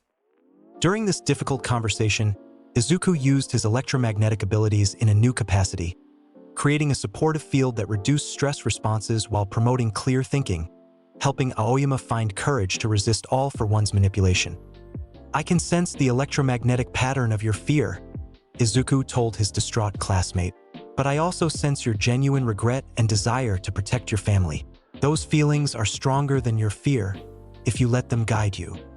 With Aoyama's cooperation, UA established a sophisticated counterintelligence operation, feeding carefully curated information to all for one while gathering crucial data about the villain's operations and future plans. This controlled deception provided invaluable strategic advantages as both sides prepared for inevitable confrontation. This confrontation approached faster than anyone anticipated. Analysis of intelligence gathered through Aoyama's controlled communications revealed all for one's accelerated timeline. The villain was preparing for a coordinated global attack, with Japan as the primary target and UA specifically marked for destruction. As hero organizations worldwide mobilized in response to this intelligence, Izuku experienced his most profound vestige encounter. Not with a single previous user, but with all 8 simultaneously, their collective consciousness unified in communicating critical guidance. "The final confrontation approaches," they spoke as one. "Your electromagnetic abilities have evolved to their ultimate expression, manipulation of electromagnetic forces at planetary scale. With this power comes responsibility beyond measurement, the capacity to literally hold society together through electromagnetic connection." "How do I use such power responsibly?" Izuku asked, overwhelmed by the implications. "By remembering what makes you a hero, not power, but purpose," they answered. "Your electromagnetic abilities can destroy or create, separate or connect. Choose connection. Choose creation. Choose the path that brings people together rather than driving them apart." As Izuku returned to consciousness, he found UA mobilizing for war. Intelligence confirmed all for one and Shigaraki were coordinating a multi-pronged attack involving international villain organizations, artificially enhanced humans, and strategic strikes against hero infrastructure worldwide. In response, hero organizations had established a unified command structure, with top heroes from multiple nations converging on Japan to address the primary threat while coordinated teams tackled secondary objectives globally. UA students with provisional licenses were incorporated into this response plan, assigned to civilian evacuation and perimeter security. Roles considered vital but relatively safe compared to direct confrontation with primary threats. Izuku, however, received a different assignment. His electromagnetic abilities, now recognized as potentially decisive, placed him on the primary response team alongside top professional heroes targeting All for One and Shigaraki directly. As final preparations concluded, Izuku took a moment to address his classmates, the friends who had supported his journey from uncertain first-year student to the hero now known internationally as the electromagnetic hope. "Whatever happens today," he told them earnestly, "remember why we became heroes, not for power or recognition, but to create a world where people can live without fear. That purpose connects us more strongly than any quirk or villain can separate us. The final confrontation began with devastating coordination. Villain forces struck simultaneously across Japan, targeting critical infrastructure, hero agencies, and evacuation centers. Professional heroes responded with equal coordination, implementing defense and counterattack strategies developed through months of intelligence gathering and tactical planning. Izuku, positioned with the primary strike team, extended his electromagnetic awareness to unprecedented range, creating a real-time map of electromagnetic signatures across the entire region. This awareness allowed precise coordination of hero responses, identifying priority threats and civilian concentrations requiring immediate protection. When All for One and Shigaraki finally emerged from hiding, their appearance confirmed worst-case scenarios. The two had partially merged, creating a composite entity with access to hundreds of stolen quirks and decay power that affected everything within range, even air itself. The initial hero assault proved ineffective. Attacks from multiple top heroes were neutralized by the villain's layered defenses and instantaneous counterquirks. Casualties mounted rapidly as All for One/Shigaraki demonstrated power beyond any previous manifestation. Recognizing conventional approaches were failing, Izuku implemented a strategy developed through his unique understanding of quirk mechanics. Extending his electromagnetic awareness directly toward the composite villain, he conducted a comprehensive analysis of the electromagnetic patterns underlying their quirk expression. Their quirks function through specific electromagnetic signatures, he reported to the hero command structure. Each activation follows predictable patterns that can be detected and potentially disrupted. With this intelligence, hero attacks shifted from direct power confrontation to targeted disruption of specific quirk activations. Izuku coordinated this approach, using his electromagnetic sense to predict which quirks All for One/Shigaraki would activate and signaling heroes to implement precise countermeasures in those crucial microseconds before activation completed. This strategy achieved limited success, not defeating the villain, but preventing their most devastating attacks while buying time for civilian evacuation. However, All for One/Shigaraki quickly adapted, implementing random quirk activation patterns that defied prediction. As the battle escalated to apocalyptic proportions, Izuku recognized conventional tactics would ultimately fail against an opponent with effectively unlimited quirk access. A more fundamental approach was required, one that addressed the core mechanism enabling All for One's quirk-stealing ability. Drawing on everything he had learned about the electromagnetic basis of quirk expression, Izuku implemented his most ambitious technique, electromagnetic resonance cascade. Placing both hands on the ground, he channeled electromagnetic energy directly into Earth's magnetic field, creating a standing wave pattern that expanded outward at light speed. This carefully calibrated frequency matched the inverse of All for One's quirk signature, effectively creating a global-scale disruption field specifically targeting the electromagnetic pattern that facilitated quirk transfer. The effect was unprecedented. Throughout the villain composite's body, stolen quirks began destabilizing, their electromagnetic signatures resonating with Izuku's global field in a pattern that reversed the original theft process. Quirks that had been forcibly taken began returning to their natural electromagnetic state, some dissipating entirely when their original users were deceased, others creating electromagnetic traces that could potentially reconnect with living hosts. "What are you doing?" All for One/Shigaraki roared, experiencing their accumulated power draining away as the electromagnetic cascade continued expanding. "Restoring balance," Izuku replied, maintaining the global field despite the enormous strain. Quirks aren't possessions to be stolen. They're expressions of individual electromagnetic patterns. I'm helping them return to their natural state. As stolen quirks continued separating from the villain composite, a secondary effect emerged. Shigaraki's consciousness began separating from All for One's influence. The electromagnetic cascade that disrupted quirk theft simultaneously weakened the control mechanisms binding the two consciousnesses together. Sensing this separation, Izuku adjusted his electromagnetic field to specifically target the connection between Shigaraki and All for One while preserving Shigaraki's original electromagnetic signature, his core personality independent of villainous influence. Tamura Shigaraki, Izuku addressed the younger consciousness directly, establishing electromagnetic resonance with his brain patterns. Your body and mind were manipulated by All for One from childhood. You deserve the chance to choose your own path. Through this electromagnetic connection, Izuku sensed Shigaraki's fundamental trauma, the psychological damage from accidentally decaying his family, the vulnerability that All for One had exploited to shape him into a weapon. By carefully harmonizing electromagnetic patterns, Izuku created conditions where Shigaraki could potentially process this trauma without being overwhelmed by it. This approach created a crucial opportunity. As All for One struggled to maintain control of the composite body while simultaneously fighting quirk destabilization, professional heroes concentrated their attacks on the villain's increasingly vulnerable form. Endeavor, Hawks, Best Jeanist, and dozens of other top heroes coordinated the most sophisticated combination attack in hero history, targeting specific vulnerabilities identified through Izuku's electromagnetic analysis. Each attack was precisely timed to coincide with moments when particular defensive quirks were destabilizing, creating cumulative damage that even All for One's remaining regeneration abilities couldn't counter. The composite villain fought desperately, but the combined effects of quirk destabilization, consciousness separation, and coordinated hero attacks proved overwhelming. In a final desperate gambit, All for One attempted to transfer his consciousness completely into Shigaraki's body, abandoning his original form to preserve his existence. Izuku detected this transfer attempt immediately through his electromagnetic sense.